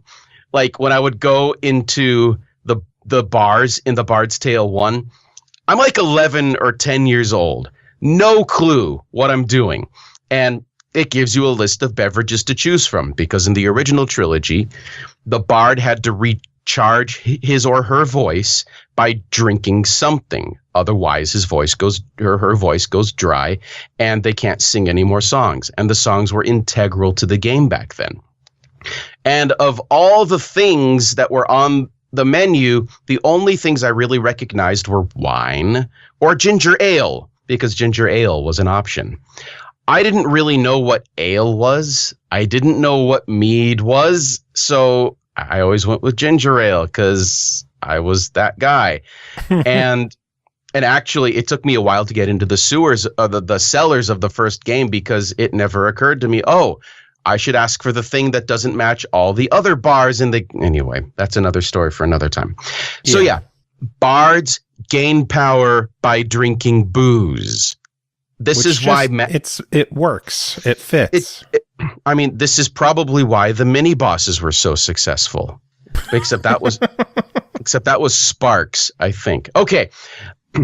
The kind of apocalyptic feel of being on the run in the game is... Before you move on to that, I do have to give a quick thanks to Swizzlers in the Twitch chat for dropping a couple bits in there. I always give people shout outs when they drop bits for us. Oh, hell yeah. What bits did you get? 39 bits. 39 bits. Yep. Damn, that's a lot of bits. I'm excited. Makes me happy. Hey, Joe. Huh? What's a bit? It translates to money. So basically, he's paying me for my services of putting on awful entertainment. Dude, you are, sir, you are a beautiful person for those bits. Thank you. See, that's why I give shout outs when people drop bits during a stream that I do, because they don't have to do that. That is their generosity, just being like, hey, I appreciate you. So I appreciate you as well, Swizzlers. Oh, dropping bits. Oh, God. Face. Oh, God. God damn it.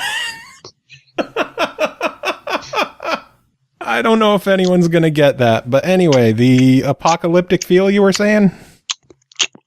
Yeah, the apocalyptic feel of being on the run is very effectively conveyed from the beginning of the game. It's great. They did a fabulous job of that. The voice acting, wow! The voice acting is plentiful, varied, and massive. There's so much of it. And I compare this to something like, I'm going back to Oblivion again, but like, do you remember how there were basically like 3 or 4 voice actors that did all the voices for all of the characters and NPCs that you ran into in the game, right? Yeah. There are so many voice actors in this game, and they're all fun to listen to. They absolutely nailed that part of it, and I was so happy. The music is gorgeous. That's actually, from what I can tell, the most universal recognition that the game has gotten. The music is fabulous. In addition to the fact that the style of it is basically a clinic on Gaelic music. There are so many little snippets and throwbacks and allusions to the original trilogy music in so many different forms. So the nostalgia glasses get all fogged up whenever that happens. The music in the original trilogy was absolutely an integral part of the game mechanics. And here it feels like it's more than just an integral part of the game mechanics. It felt like it was part of the world. And it really showed. Like, if you walk by an NPC, you may not necessarily be able to talk to her, but she'll just be singing a song because she's depressed and trying to cheer herself and the people around her up. And as you walk closer to her, the volume gets louder. As you walk away, her singing gets quieter, but she's very much singing a song, and it's awesome. The environment feels exactly like it should feel everywhere you are at. The crowds of people actually sound like crowds of people, and cool stuff like in the underground Skara Brae area, walking by a building and hearing hushed voices as you get closer. You can't tell where they're coming from exactly, but you know that they're coming from this house that you can't get into. It's really engrossing, and it very much adds to the whole kind of you're on the run feel, and people are hiding and people are scared, and it really adds to that. It reminds me of something that Richard Garriott tried to do when Ultima 9 came out I think it was the mid 90s, where you went into the day. Back in the day, my day, we didn't have any grass. We had to smoke the dirt. Yeah. Yeah, back in the day when he was revolutionizing everything that we take for granted now. I remember there was a scene in the museum where you walk in and there aren't any other NPCs, but they piped in crowd noise to make it sound like there were lots of people in the museum. Hey, it was hokey, but no one else was doing it. And it was a gamble. And the 3D behind the character view obviously paid off because it paved the way for every other game that did that. But yeah, the Bard's Tale 4 definitely takes that concept and absolutely successfully enacts it in a way that makes you feel completely and totally immersed in a way that is not hokey. It really, really worked. Nice. The puzzles were fun and engaging. They made you think, and I was absolutely on board with that. Puzzles and riddles and stuff were definitely a part of the original trilogy. So it was cool that they found a way to add puzzle type things to this particular game. Okay, that's the end of my good list. We've already gone over. Want to know one more good thing? Hit me. Not only did Swizzlers drop another 200 bits, but he just subscribed to us on Twitch for the second month in a row. Shut up. So that is not only good, that is fucking awesome. So thank you so much, Swizzlers. Dropping bits over your face again. Part of me, like, I don't like having sound effects on my streams just because the show will pick up that audio. Yeah. I am so tempted to just have you do that for any time I get bits. He said, no need to shout out, though. I got to drop more bits just to hear you. Yeah! Oh, we're winning! Oh, okay. My Lord. I need to have you on the show so much more. I know. Okay. So, what else? You did the good, the bad, the ugly. What else is there? Here, I'm going to come. Let's just bottom line the entire affair. Let's hear it. For $35 on this one. Whoa. I'm not ready for that. Oh, well, you said bottom line. I thought you were ready for the verdict. I'm going to wrap this whole thing up in a nice little bow. There is more to life than try it, buy it, or fuck it, Joe. No? Oh. Well, there is for the moment. Okay, so let's hear it. What's your bottom line? My take, because if I say bottom line, you're going to make me decide. The game, as far as I can tell, feels half-baked. Maybe quarter-baked. I don't know. The bugs were really plentiful and irritating. The multiple crashes, as far as I'm concerned, were absolutely unforgivable. And the overall feel kind of left me wanting something more polished. I'm absolutely convinced, beyond the shadow of a doubt, that in like 3 or 6 months from now, the patches that will continuously come out, and I know that they're working feverishly on patches and updates, the game is going to be way better than what we're playing right now. Absolutely. I really, truly believe that. It currently feels like it was rushed to release, and it just needs more time in the bug fixing chamber and a few more sacrificed crash test dummies, and it'll be ready to go. It's not there yet, but I do believe it's going to get there. I mean, I guess that's one of the good things with games these days is they could release with issues, but they get patched so frequently that in due time, it could be a much better, much different game. See, I totally agree, and it still pisses me off because I come from an era where games did not release with bugs, because, or if they did, they were permanent because there was no going back and patching it. So it's a whole new world, man. A whole new world.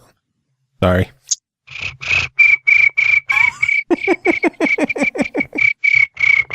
Deserved it.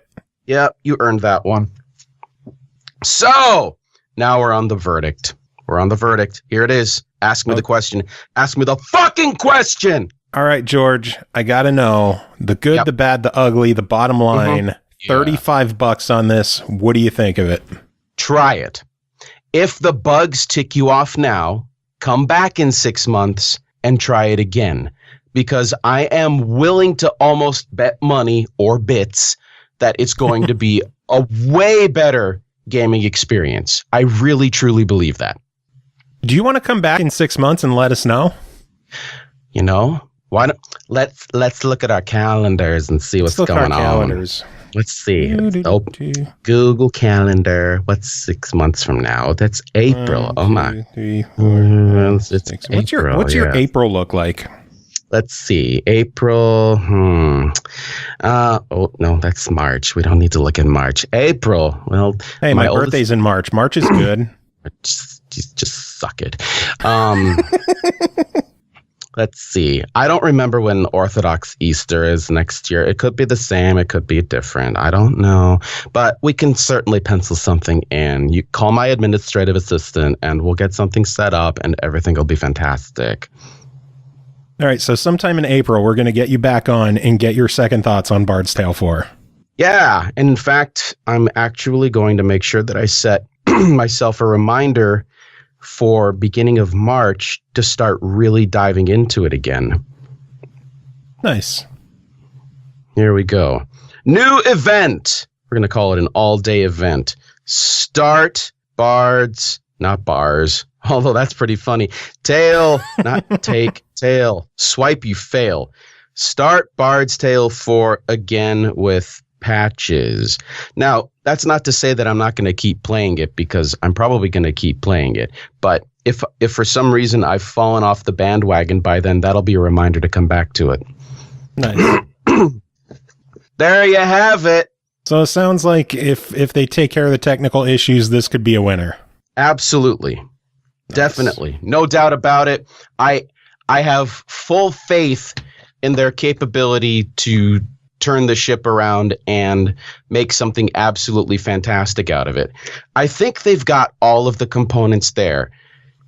Obviously, it's not the dungeon crawler that we all grew up with, but it's its own new thing, and it builds on the lore of the original game.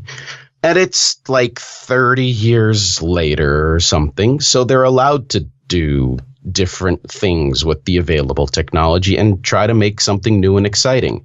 When they built the original Bard's Tale game, it built on a familiar formula of first-person 3D view, but they did it in a way that was gorgeous, because what you had back then was you had wizardry, where your town was just a bunch of text, and then when you went into the proving grounds of the Mad Overlord, it was black and white, three-dimensional, but it was black and white, turn-based movement walls. And you'd occasionally see a monster when you went into combat, but that was it. That mechanic survived for a long time. The black and white walls, you had that in Wizardry, you had that in Ultima, you had it in a variety of other games.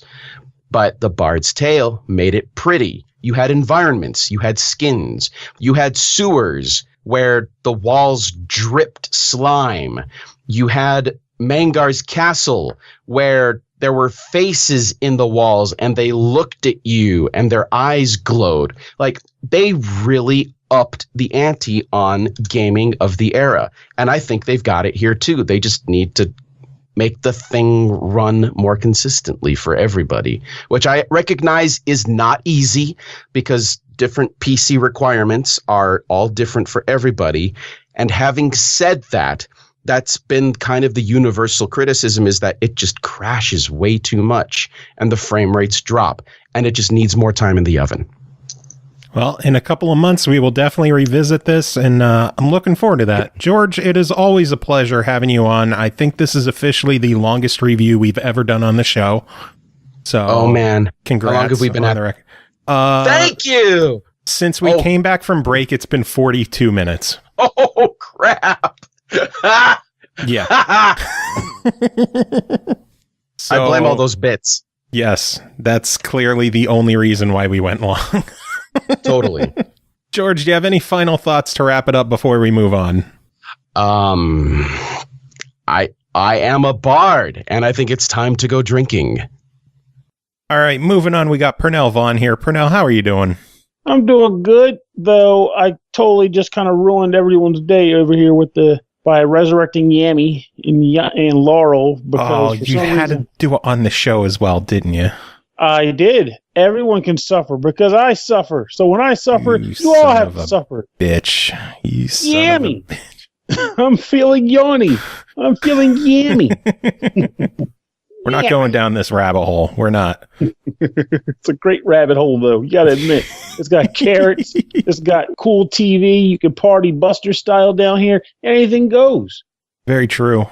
I suppose it's true. You're not supposed to agree with me. You're supposed to dismiss it. Then I have to convince you over 10 minutes of very, very well thought out dialogue. But we got a game to talk about. We can't go down into this rabbit hole when we have a Vidya game that we got to discuss. That is true. We can go down that rabbit hole instead. Maybe we'll find carrots or some sort of. Well, you're the one who played it, so you would know if there's carrots in the game or not. That is true. Spoiler: there are no carrots in this game. Son of a bitch! Again, you're just always with the lack of carrots. Where's our beta carotene? You're ruining my night, Pernell. That's what I'm born to do, baby. I want to go back an episode, back to 420, and just forget all my worries. Don't worry, I'll make sure to slip Yanny in there too. Oh no, we already recorded that one. That one's done and buried. Well, hopefully that's the forever. Magic of Pernell. It will change. It is not the same as you left it. It now has Yami in it. I swear to God, if I listened to the episode and I heard Yanny in there, I wouldn't be shocked with how little of that episode I remember. I'm telling you. See, now you have to, because I want that to be the case so that I can take the blame for it.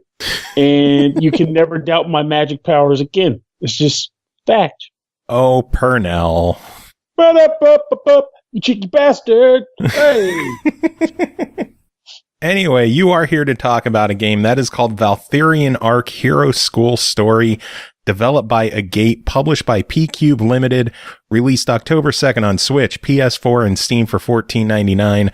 Physical version is available as well for $19.99. Have you ever wondered where all the powerful knights and wizards come from? No one is born a hero. It is your job as principal of Valthiria Academy to train the most promising students to become heroes of legend. Pernell, what is this game? It is a sim, but not a bad sim. Just more like, it feels like a busy work sim. But I should explain it before I start throwing words around that are big and not small. So the idea behind this game is that the headmaster of the school is retiring, and now they are bringing in you, who was apparently a previous graduate from Hero School. I'm not going to say the name of the school because I hate it. I never get it right. You're bringing you in to now manage the school. And what the school management entails is a regular process / routine of admitting new students that walk onto the campus grounds. They don't even pay enrollment tuition. They just show up. So very unlike a typical school. But they just kind of come along. Free education, right? The player has to pay all the debts. You got to pay for all the buildings to get constructed and whatnot, which I will get into shortly. But students come in, and then you assign them to battle parties or parties, whatever you want to call them. And then you have them fulfill various missions that come through the school. What is the point of fulfilling these missions? Well, to get rewards in the form of experience or scraps, because scraps are a reward in this world. And also just general money. The experience goes towards leveling up your students. Level up your student to level 10. I think you can level them do this sooner, but I just did it because it made the most sense. But when you hit level 10, you can promote your students in the event that you have the proper academies constructed or classes constructed along with the proper mentors to go with them, being like a knight or a mage or a scout. Or you can just graduate them. And the point of graduating a student is, one, because you get monetary benefits and experience-based benefits for your academy. And more so also because you kind of have to. Throughout the game, like twice a year, there's a decree that comes down and says, hey, we need some students. Graduate these bad boys right now or within the 6-month period. And at that point, you have to raise up students and then send them off to the wide world to hopefully not die, a la Valkyrie Profile with sending your soldiers to Ragnarok or to Valhalla, the battle, and the coming of Ragnarok. So you build up students, You send them out to get experience, boost them as high as you can, and then you graduate them for money and points. In addition to this, you can also there's like a bit of a facility off to the side of the campus where you can, if you manage to find recipes on your endeavors, which I'll also get into shortly, you will be able to construct equipment using scraps and materials to equip on your students to bolster their stats. Only different classes can equip different items, of course, so you kind of have to be careful about that, like I did, where I promoted a character to a knight but had no weapons for knights to use, so she was out there. Well, technically she'd be punching, but they give you like a default sword animation, but she had no sword to swing, so whatever. But then later on, a traveling merchant showed up at the school, and I spent 3/4 of my finances on a sword that pretty much has been kicking everyone's butt for the past like 2 ranks. So nice. I'm not even complaining. But what happens is now is like what I meant to say. I need to go into this a little bit more, I guess. So what happens when you go on missions is that you'll pull up a map.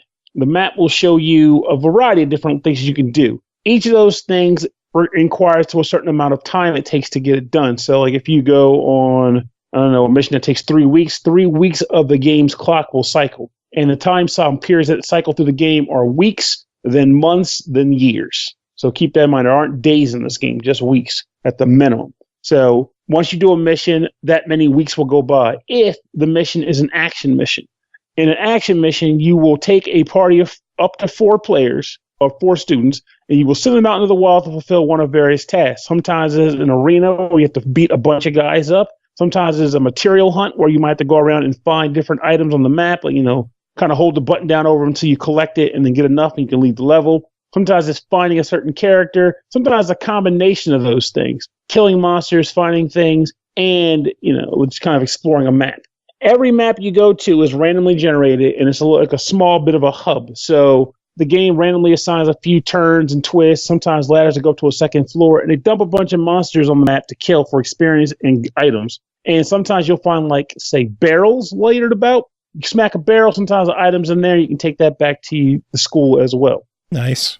It's basically that, but then the other type of errand is actually called an errand as opposed to a mission. And what errands are, someone's asking you to do something, and you can kind of just submit a team of party members off to do the mission without you controlling them. So you'll wait a certain number of weeks, they'll come back. Hopefully they'll succeed. Sometimes they don't.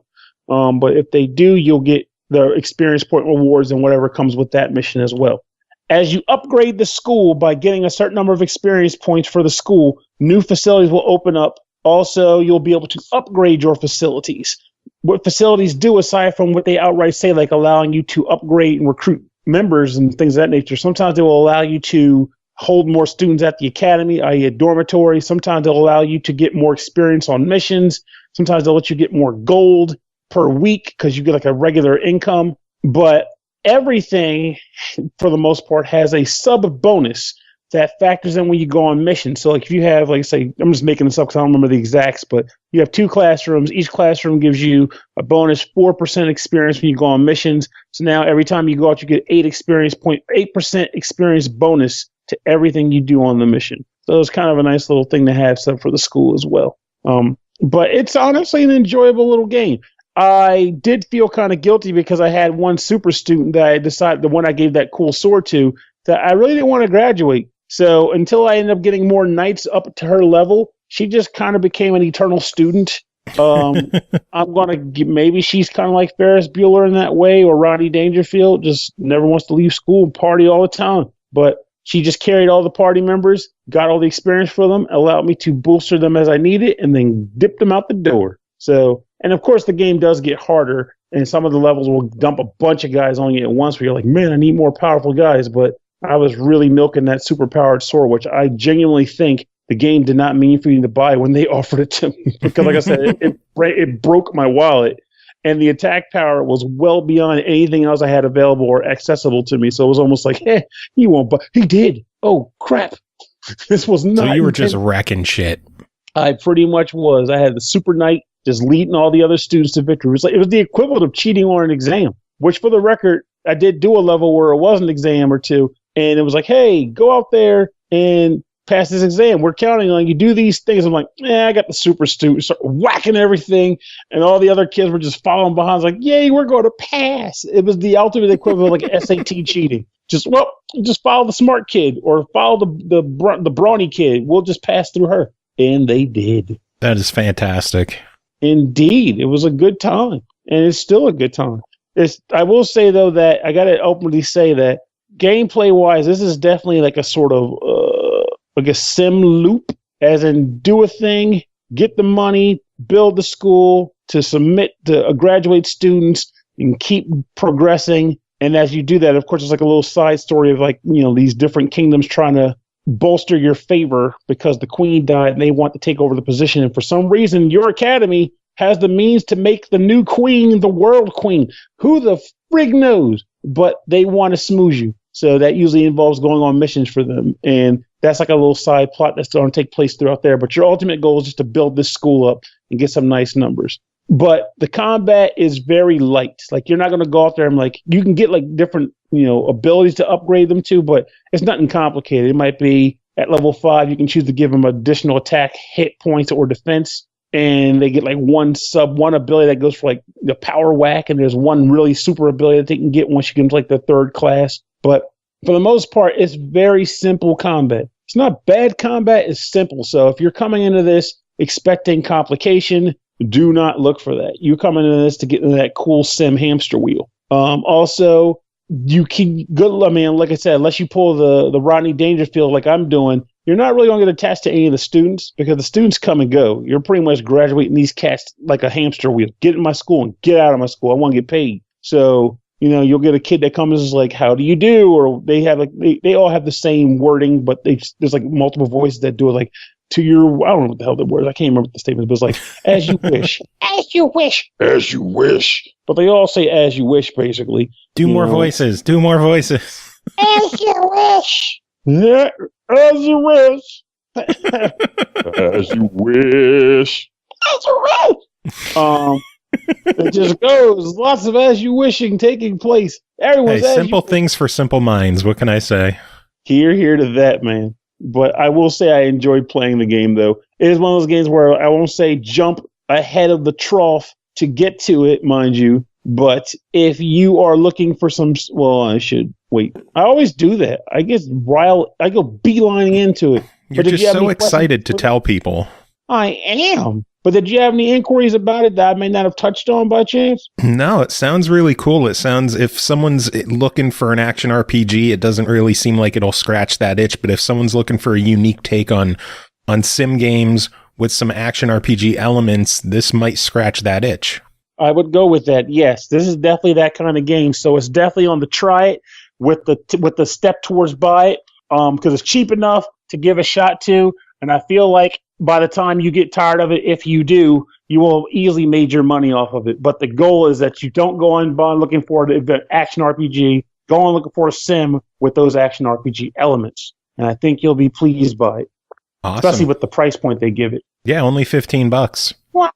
Yeah, I think it was worth it. I was actually looking to buy this game anyway, so I was like, yeah, I'm enjoying this game. I would have paid money for this. I would have bought this. Well, buy it for me instead. I don't know about that now. You got it. You son of a bitch. Christmas time's coming, which for that means is I got to buy things for myself. But actually, I'll think about it. We'll talk about it maybe if you're interested in that. But it's a good game though. I think you'd probably like it too if you wanted to give it a crack. Yeah, sounds pretty awesome. So I might have to jump on this one myself. Jump on it, Tonto. That's not how it goes. Yeah. But Pernell, you never fail to make me laugh when you're on. That's what I like to do. In that case, mission accomplished. Indeed. Do you have any final thoughts to wrap it up? Actually, I kind of do for once. Oh, really? Yes, indeed. So, I might have to give you the link for later, but as of today, I stopped being lazy and I set up an Extra Life campaign for Rhythm and Pixels. It's just to say, like I mentioned on the episode once, and someone was like, yeah, we would totally support them. I'm like, no, you wouldn't. But now someone said it, I got to try. So I threw up an Extra Life campaign. If anybody's interested, please donate. It's just Rhythm and Pixels on extralife.org. I don't know. I'm going to play a bunch of games or some crap. You know how it goes. But the important part is the money goes to the Children's Hospital of Philadelphia. Wanted to do AI DuPont, but they are not on the Miracle Children's Network, so hung to D. But never know. It'd be nice. Money goes to a good cause. I can suffer for 24 hours. It's win-win. Very true. So we'll have that link in the show notes. I'll be sure to toss it down there. So if people want to check it out, they could check out all the fun links that we have in the show notes and find it and go support you. Sweet diggums. All right, moving on. We got Chris Taylor here. How are you doing, Chris? Hey, doing great. How was your weekend? Oh, pretty good. Playing that Skyrim. You're still balls deep in Skyrim, huh? Yeah, well, I did the Dragonborn DLC for the first time, and that was pretty fun. Do you play anything besides Skyrim? Actually, yes. I played 3 games besides Skyrim, if you must know. Oh, gee, did you?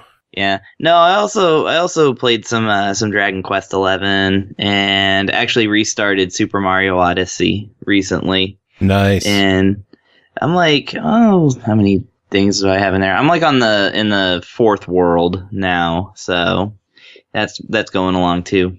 You were playing a solid lineup of games. Yeah, it's just mostly Skyrim. I'm trying to get that one more playthrough where I get all the good stuff, and then I'll be ready to put it down for a while. No, you won't. No. Well, a while for me apparently is like a week or less. So, which, yeah, that's about how long you can put Skyrim down for. This is why I skipped Oblivion, because I did the same thing with Morrowind, and I did the same thing with Daggerfall. I'm just too into sandbox RPGs. See, that just means you got to go back and play Oblivion now. Yeah, I know. I've got it. Well, there you go. You're all set. Yeah, just got to get me a better Xbox 360 controller. So that's the system I have it on. Nice. Yeah. Anyway, should we talk games?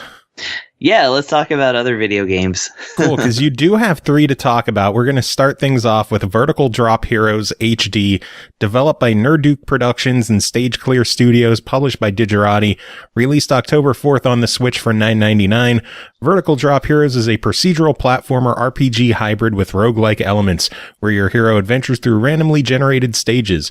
Armed with a variety of skills and traits, you must use your cunning and reflexes to survive the dangers of each stage until you face the final boss and uncover the truth behind the game. Chris, what did you think of Vertical Drop Heroes HD? I think that's slightly inaccurate. It makes it sound like you can just go through levels when you play this game.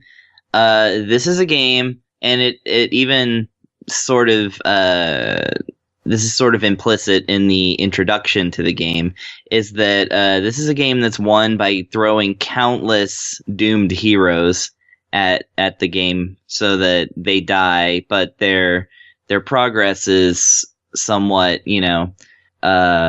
held over for the next hero. So it's like, this is a story about one hero who saves the day and the countless others who don't. So this is it is a little bit of a roguelite. I guess that's the more merciful version of roguelike, but it actually it is on the whole like an entirely different thing. So I'm going to describe it as best I can. So you select one of 3 heroes. And so the heroes, the difference between them, they all are given random names, and they're usually pretty funny hero style names. And then like they have like just this kind of the graphics for them is just this kind of random mishmash of like different aspects. So you never know what your hero is really going to look like. They all look vaguely hero-like.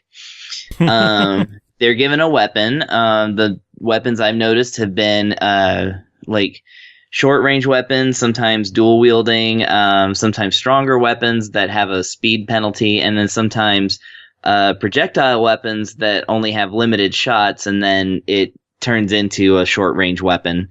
And those actually are really good. But and then at first they're not given any bonuses, but so here's what happens. You select one of these heroes, whichever one looks best for you. You start off in a room where you are able to purchase upgrades, and there's 3 different kinds of upgrades. One for your weapon, one for your starting HP, and one for your pacifism points, which is an interesting aspect. So you then jump into the game, and it literally drops you into basically the top of a level that you then proceed downwards and fight enemies along the way. Or if you choose not to fight the enemies, then you collect pacifist orbs, which adds to your experience and gold. And the first time you kill an enemy, they all disappear, and then you'll be completing the level violently. So that was a really interesting one to me, as a roguelike that has pacifist mode. It was bewildering and yet worked really well, because you can upgrade those spheres as you go along. So you can actually work your way towards being a pretty good pacifist, because you can even skip the bosses if you have enough keys, and you find the keys throughout the levels. So, and there's actually, so the other thing about it is that occasionally you'll come across shopkeepers within the levels who will offer to sell you upgrades, including an upgrade that, and so the upgrades, they go onto your character currently if they state they will, but more importantly, they become an option for every future character that you inevitably will select from, because as soon as your character dies, you then go back to the character selection screen and choose one of the 3 characters, and of course there'll be different characters now, except there will always be one character who is exactly the character that just died, only with a 1 or a 2 or a 3 at the end of their name, so on and so forth. So you can always keep playing as the same character until you choose someone else, and then that character's gone. Which, again, I find that really pretty brilliant, actually, because I like that idea of continuing if you were really into the character that you were playing as. But yeah, so any gold that you collect in the game always stays with you, and when you start your new character off and you start off in that first section, then you can go and buy your upgrades, and those upgrades will apply to every future character. So essentially what you're doing is every time you go through these levels, maybe halfway through the first level before you die the first time, every single time you end up with all this stuff that your second character is going to improve on for every future character and third character and fourth character. And, 20 characters later, finally you're like able to clear the first level really easily, and you get into the second, third level, fourth level, and it just keeps scaling up. So this ends up being a really addicting, roguelike. I think that this guy stumbled upon, I want to say the perfect formula for combining, the randomness of the adventure with a sense of progress. And I say guy because this apparently was developed by one person. I am so happy to hear that you enjoyed this game. Yeah. Because no. This game is fantastic. On Xbox One, I put over 24 hours into this game. Yeah, I actually ended up playing this more than Skyrim this weekend, I think. But don't quote me on that. Too late, already quoted. It's on the show. Damn it. No, yeah, it's true. It is on public record now. I'll go back and censor it. But yeah, so as well as I do, it's damn, they got this formula right. Yeah, they fucking nailed it with this game. Yeah, it is, and it's spectacular on the Switch. Works really well in portable mode. It has a split-screen 2-player option that I wasn't able to explore, but it looked really cool, and I would love to play this with somebody else that's into this kind of thing. And of course, you can unlock computer AI partners, which is one of the fun parts of this thing. A thief that drops a trail of coins for you to collect, or a knight that basically busts through the whole level. They literally break parts of the level while they're going after enemies, or a wizard that does all kinds of mischief. There's so many things within these levels that randomly pop up. There's all kinds of little side quests, finding a king's royal puppies, or flowers or a diamond for a princess, and like all of it equals like tangible rewards that will apply to either your character currently or the next character. So wow, I was really impressed by Vertical Drop Heroes HD. Well, then for $10, what do you think of it? It could be 3 times that, and I would still buy it. But at $10, yes, this is a steal. If you, if you're having trouble selecting from the seemingly endless ocean of roguelike adventures that are available in the Switch's eShop, I put this one right up, if not over, Quest of Dungeons, which has been my favorite so far. So definitely get this one. We think alike with our appreciation of those two games. Yeah, Quest of Dungeons is no slouch. That is a great game too. In fact, I beat it recently, like I think last week again. Nice. Yeah, it's a good one to just pop in. Well, from dungeon diving to ball whacking, the next game to talk about is called Boom Ball Boost Edition, developed and published by our friends at Virtual Air Guitar Company, released October 11th on the Switch for $12.99, so it will be out tomorrow by the time you hear this. Pick up your boom ball and smash all the blocks. Chris, what is Boom Ball Boost Edition? I like when the synopsis is just one sentence. Also, I love the name Virtual Air Guitar. That's They're an really awesome nice. company. They focused a lot on Kinect games on the Xbox One, but because of pretty much the death of Kinect, it looks like they're branching out, and I'm excited to hear how the Switch version of Boom Ball is. Well, that's interesting because the Kinect seemed like it was kind of a response to the Wii, which was, Nintendo's game-changing, sort of immersive controller waggle that they decided to expand further into a more like sort of VR experience, but not quite. And then I guess AR, you would say. But it's interesting now that since the Kinect is no more, that they brought it back around to a Nintendo system with controller waggle.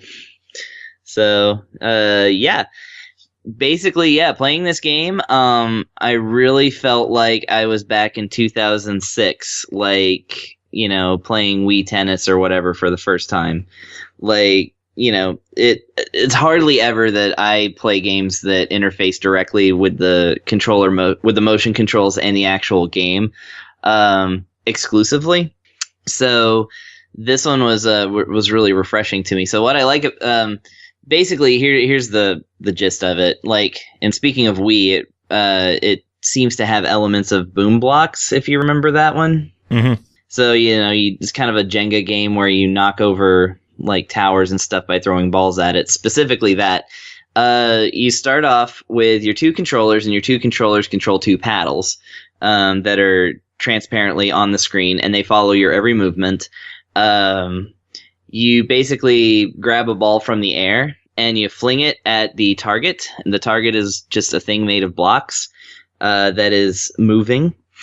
And then you essentially play a game of Arkanoid from the 3D plane. So the ball keeps bouncing back to you, and you have to keep the ball in play, wrecking these 3D pixel creations. And, the level's clear as soon as you destroy all the pixels. Which, interestingly, I haven't actually seen that a lot. Like mixing the Arkanoid, break 'em all kind of formula with that basic thing with the motion controls and the first person-ness. So what I really like about this one is, like those games, they have all kinds of ways that you can sort of power up your ball or add extra challenge or speed things up, slow things down. So what I really like on that one is that sometimes you'll get a power up which will multiply your ball into a multi-ball situation, and then you're batting off 4, 5, 10. They say up to 24 balls. Oh, Jesus. Yeah. And so you're just sitting there like, bah, bah, bah, bah, bah. And you only have to block the balls. You don't actually have to hit them. But depending on where you hit them, it will change their trajectory.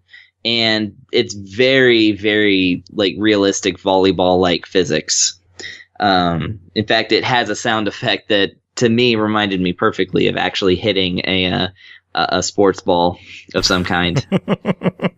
Basketball or volleyball, or dodgeball, take your pick. Actually, probably reminded me the most of dodgeball. But anyways, so there's a couple of things that I really like that this game does. One of them is that, and this has always been that the biggest hang up for me and the paddle ball, bust all the bricks type games. So, you're doing just fine on the puzzle, but then you get down to 3 blocks and you're just sitting there and the ball is hitting the paddle and you're just trying to get it over to those last 3. Yeah. So it's you spend 5 minutes having all this fun and then you spend 20 minutes sitting there watching the thing and being please move slightly more to the left. This game eliminates that because as soon as you get down to a certain amount of blocks, the game automatically changes the gameplay ball into fireballs that you then just kind of bat in the general direction of the remaining pixels and it just burns them up and you're done. So if you get close enough, the game basically is all right, that's good. You earned it. So you don't love. Yes, it's excellent. It's excellent the way they did that. The other thing that I really enjoy is that the actual gameplay models themselves are a delight. They're adorable. They make animals out of them. There's a tractor that you defeat, sheep and dogs and things like that. And the best part is that usually in a slightly hard to reach play area, but not always, there's a blinking block, and if you hit that, it explodes the whole thing. So if you're really good, you can cause these adorable block creatures to explode rather than just take them out a bit at a time. So that's absolutely what you want to go for because you get those time bonuses, and the more bonuses, there's 4 available bonuses per level, and each one unlocks a bonus level, which are a little more elaborate and also, I think, really fun. The first one is a pirate ship, which actually has this ska song in it that I really, really like, and I'm going to try and see if I can find it to download. The soundtrack is really, really good in this game, so which, by the way, I didn't mention, the last game also has a great soundtrack. I was really impressed with that. Anyways, so yeah, this is it seems like it's overly simple in concept, but once you dive in, this game is really well put together and it's extremely fun. And you can always it's got basically instant 2-player because just hand the left controller or whatever over to another person and you playing 2-player. Which I imagine works a lot better than 2 people trying to stand next to each other in the Kinect version, because my wife and I used to play it together and we would just bump into each other and smack each other. And I can only imagine how much easier it is with a Joy-Con instead of full body contact. Yeah, no, you just it's controller waggle. You'll be fine with this one. Oh, and by the way, and you specially asked me to do this, I tried it in touchscreen mode, which is something introduced in on the Switch exclusively. It's really good. In fact, I say it's possibly even better. Wow. Instead of controlling the paddles, you just touch the screen, and they completely alter the look of the gameplay to accommodate looking at the touchscreen. And so basically when the ball is coming at you, rather than having your paddle in the way, when the ball gets to a certain depth, it will flash green, and that means you can touch it. And then whatever direction your finger slides across the screen, and it could be just the lightest feather touch, so you don't actually have to beat up your screen or anything. Whatever direction your finger's moving in is going to be the direction that it bats in. And it's really intuitive and quite good. So this is a game that works really well in portable mode. Nice. Yep. Well, overall, $13 on it. What do you think of it? Yeah, it's a winner. This one you definitely want to keep around, if for nothing else than just a casual throwdown. But I mean, if you're like me, then you're gonna quickly get through 22 levels and a couple of the bonus levels too in one sit down. So nice. that was my initial experience with this one. Nice. So you're 2 for 2 so far. Oh yeah. Are we gonna make it 3 for 3? I'm predicting probably. All right, well, let's talk about it, because the last game that you're here to talk about is called Salaryman Escape, developed by Red Accent Studios, published by Oasis Games, released September 18th on PS4 and PSVR for $15.99, Steam and Steam VR for $10.99. Tired of work, feeling trapped at your position with no hope of promotion? Vent out your frustrations with Salaryman Escape, a satirical and edgy physics puzzle game about helping a disgruntled salaryman escape his miserable life. Chris, what is this game? I don't know. No, I'm just kidding. It really is one of those kind of games that's like kind of bizarre and surreal, and it definitely taps into. So it is a satire of the salaried businessman, but I wonder. There's a little bit of a Bill Lumbergh, like Office Space sort of vibe to it sometimes. Yeah. Yeah. I love that.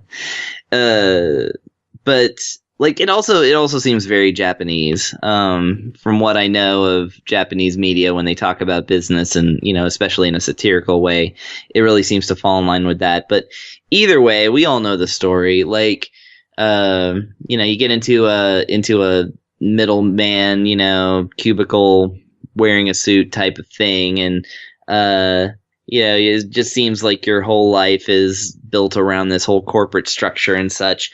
And of course you want to escape. So the abstract way that we escape in this is through a sort of, so it's a physics based puzzle that incorporates elements of I actually want to say Jenga, but could be other things. So the way it goes is that you have this stage that is, it's just made of basic, smoothed over polygons. You got your guy sitting here. He's just standing there. There's obstacles in his way. White blocks are immovable, but red blocks can be moved.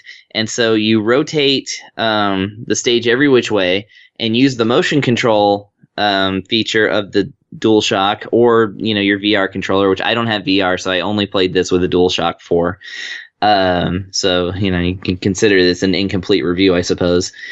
But not everyone has the VR, so yeah, exactly. And the whole point of this current release is that it's available on flat screen instead of requiring VR. It used to be VR required. Right. So that's just just calibrating the expectations here is that I did not play this on VR. So you rotate it around, you use your motion control to target one of the pieces, and then you grab it and then use the stick to kind of pull around on it and stuff like that.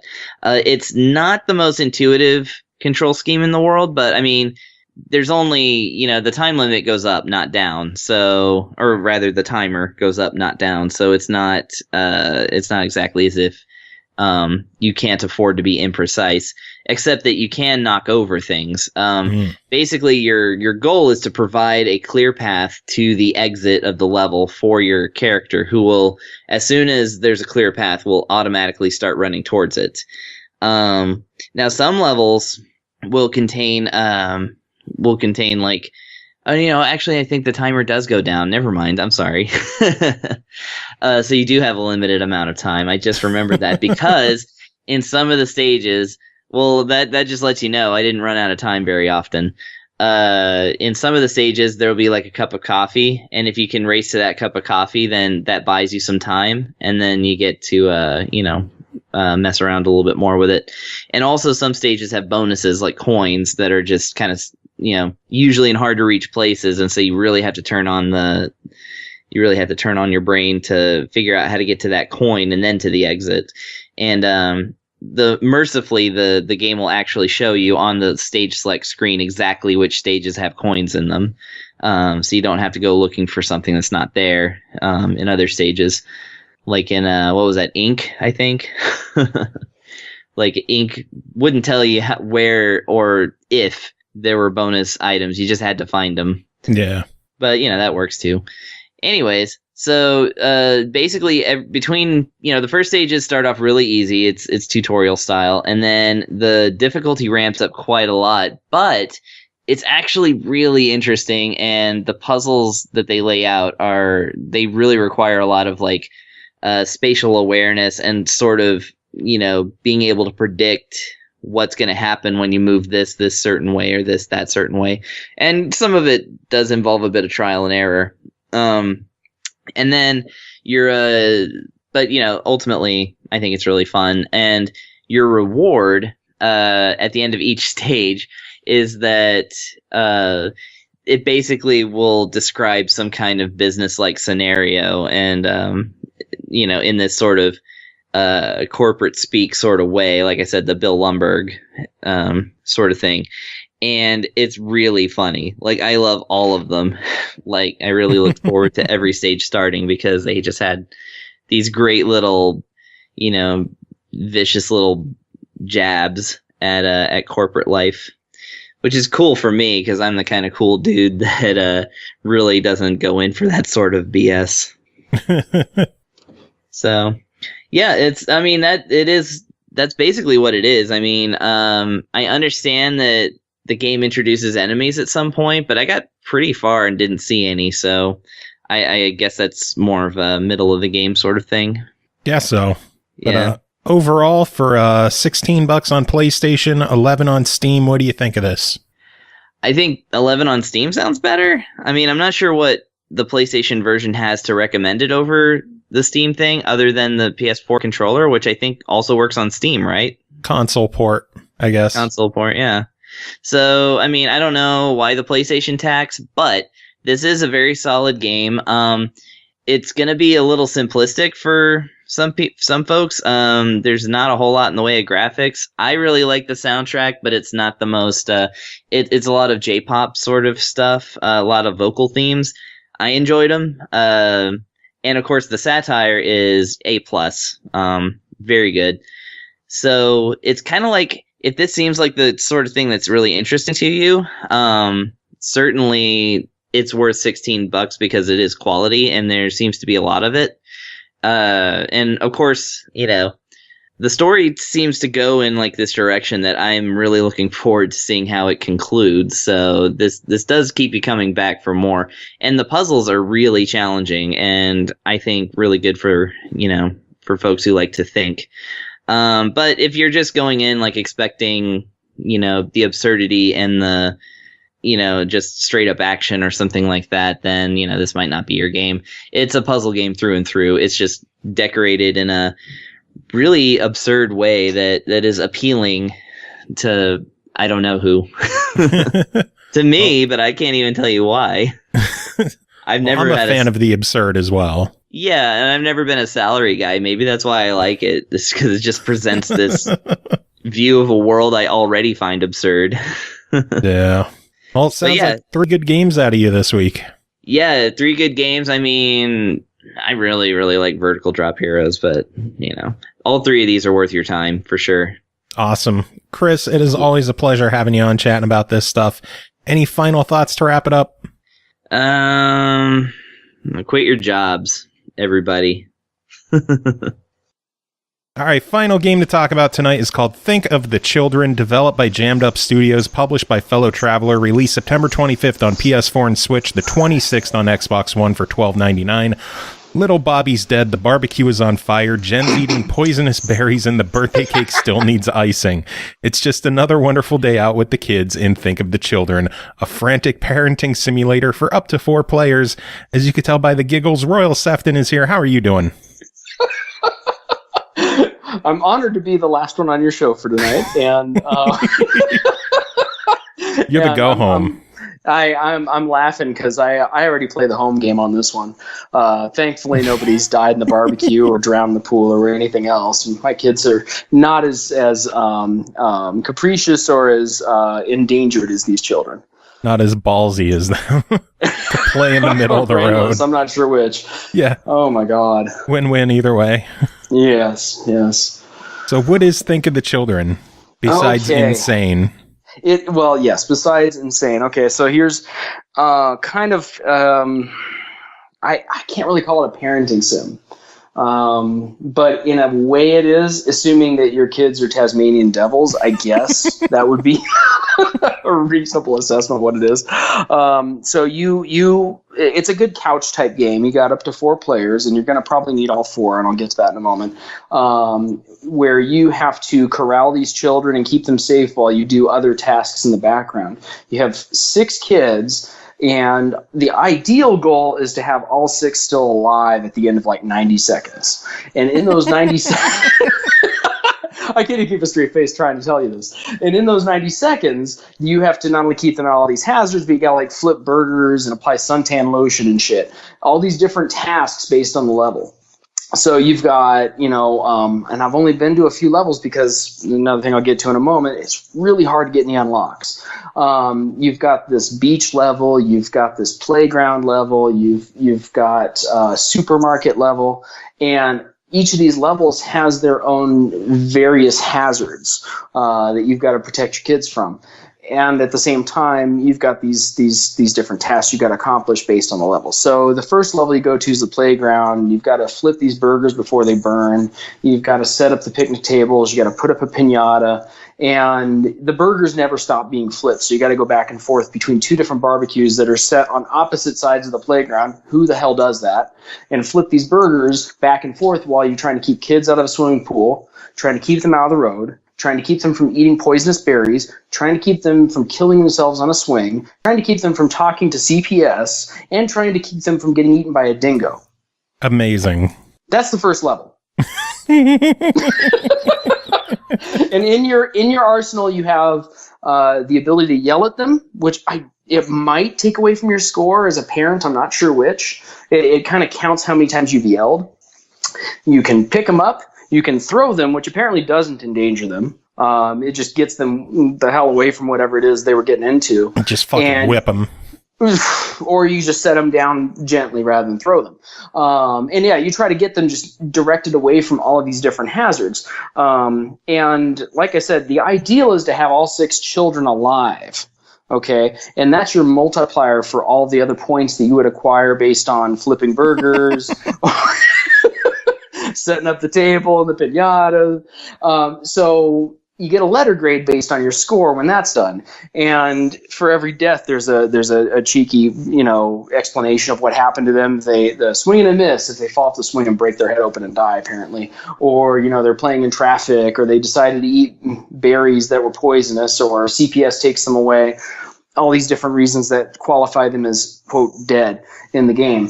So if you only have 2 kids left, your multiplier is basically 2. On top of any of your base points. And you can see, I don't have a scale for what makes you from an A to an F as far as the letter grade you end up with, but you can see how the multiplier would be very significantly impactful as to whether you pass. So are you telling me there's letter grades other than F? There's an F minus, and because that's what I'm most familiar with. Well, and I'll tell you something right now. I have not gotten above a D. And the reason I've not gotten above a D is because, as it turns out, kids can't parent. And I have 2 kids to play this with. And it's not working out real well. You could theoretically play this game single player. I do not recommend that. You are going to find that as an exercise in frustration. So when I said, up to 4 players and you're probably going to need them, this is like Overcooked on meth. Okay, you're going to need to get 4 very well coordinated people together to actually run a good game here and get them all safe, and you're constantly corralling them. You go to the beach and they're going to get encircled by hammerheads, or a speedboat's going to run over them. You go to the supermarket and they lock themselves in the freezer and die. Just absurd, asinine things happen to them. And as you get further into the game, from what I can tell, you start to get a new scoring mechanic. Like in the supermarket, there's an embarrassment meter based on how misbehaved they are as you run these various items up to the register. You don't have a shopping cart for some reason. You're collecting individual items off the shelf and you're dropping them up front and then going back to collect more items while you keep your kids from killing themselves on the Drano aisle or whatever it is that one of them poisoned themselves on. It's absolutely bug nuts. This game it's a riot. But it is so hard too, because everything happens so fast. It does. It's an experience. You mentioned the throw mechanic earlier. I wanted to share. I had a fantastic moment where I went to pick up one of my kids and throw them back towards, the middle of the area instead of playing out by the road. Right. And I aimed wrong. And I threw it directly into the road where a vehicle immediately came in. Here, catch. The timing of just like, child in road, child squashed was incredible. There was zero way to avoid it. It was just directly into the path of an oncoming car. And I lost it. I absolutely lost it.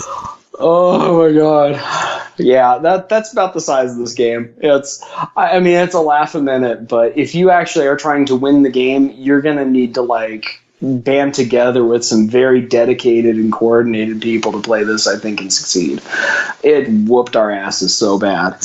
And I don't know. At the same time, it was a lot of fun. I think the kids started to get a little frustrated with it when they realized we couldn't really get beyond a D, no matter how hard we busted our butt. And you need a C- to move on to the next levels. So that seems to be a common trend as I look through some of the other reviews, that some folks are saying, holy crap, dude, so hard. You can't play this by yourself. I would agree.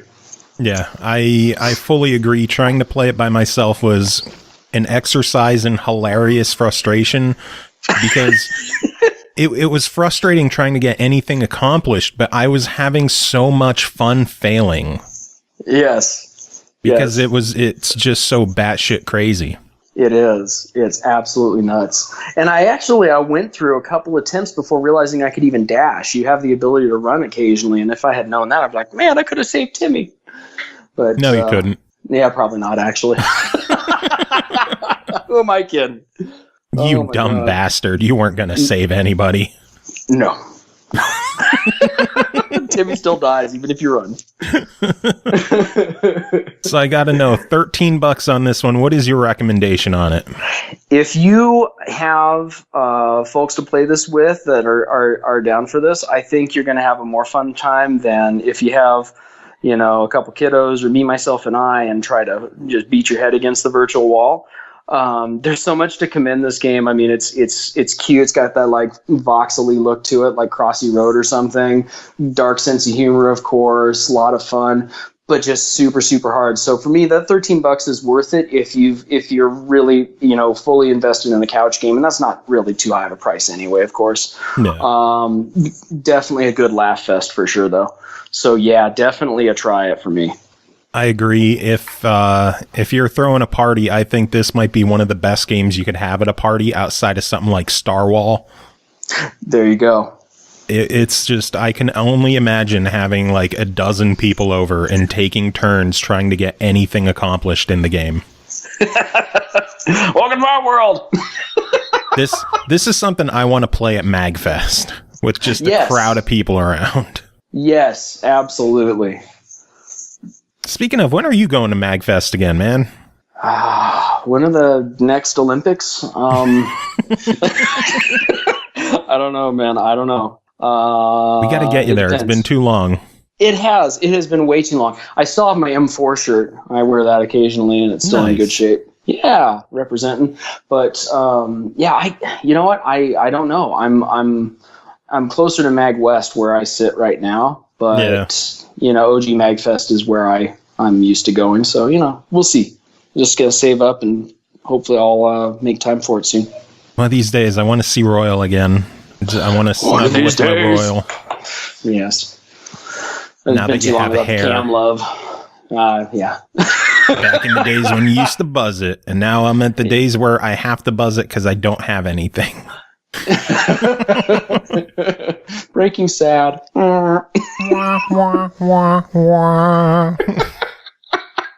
On that note, that is it for this episode. Thanks again to everyone for coming on and chatting with me. It's always fun having you on, Royal. Do you have any final words to end the show? Can you fly, Bobby?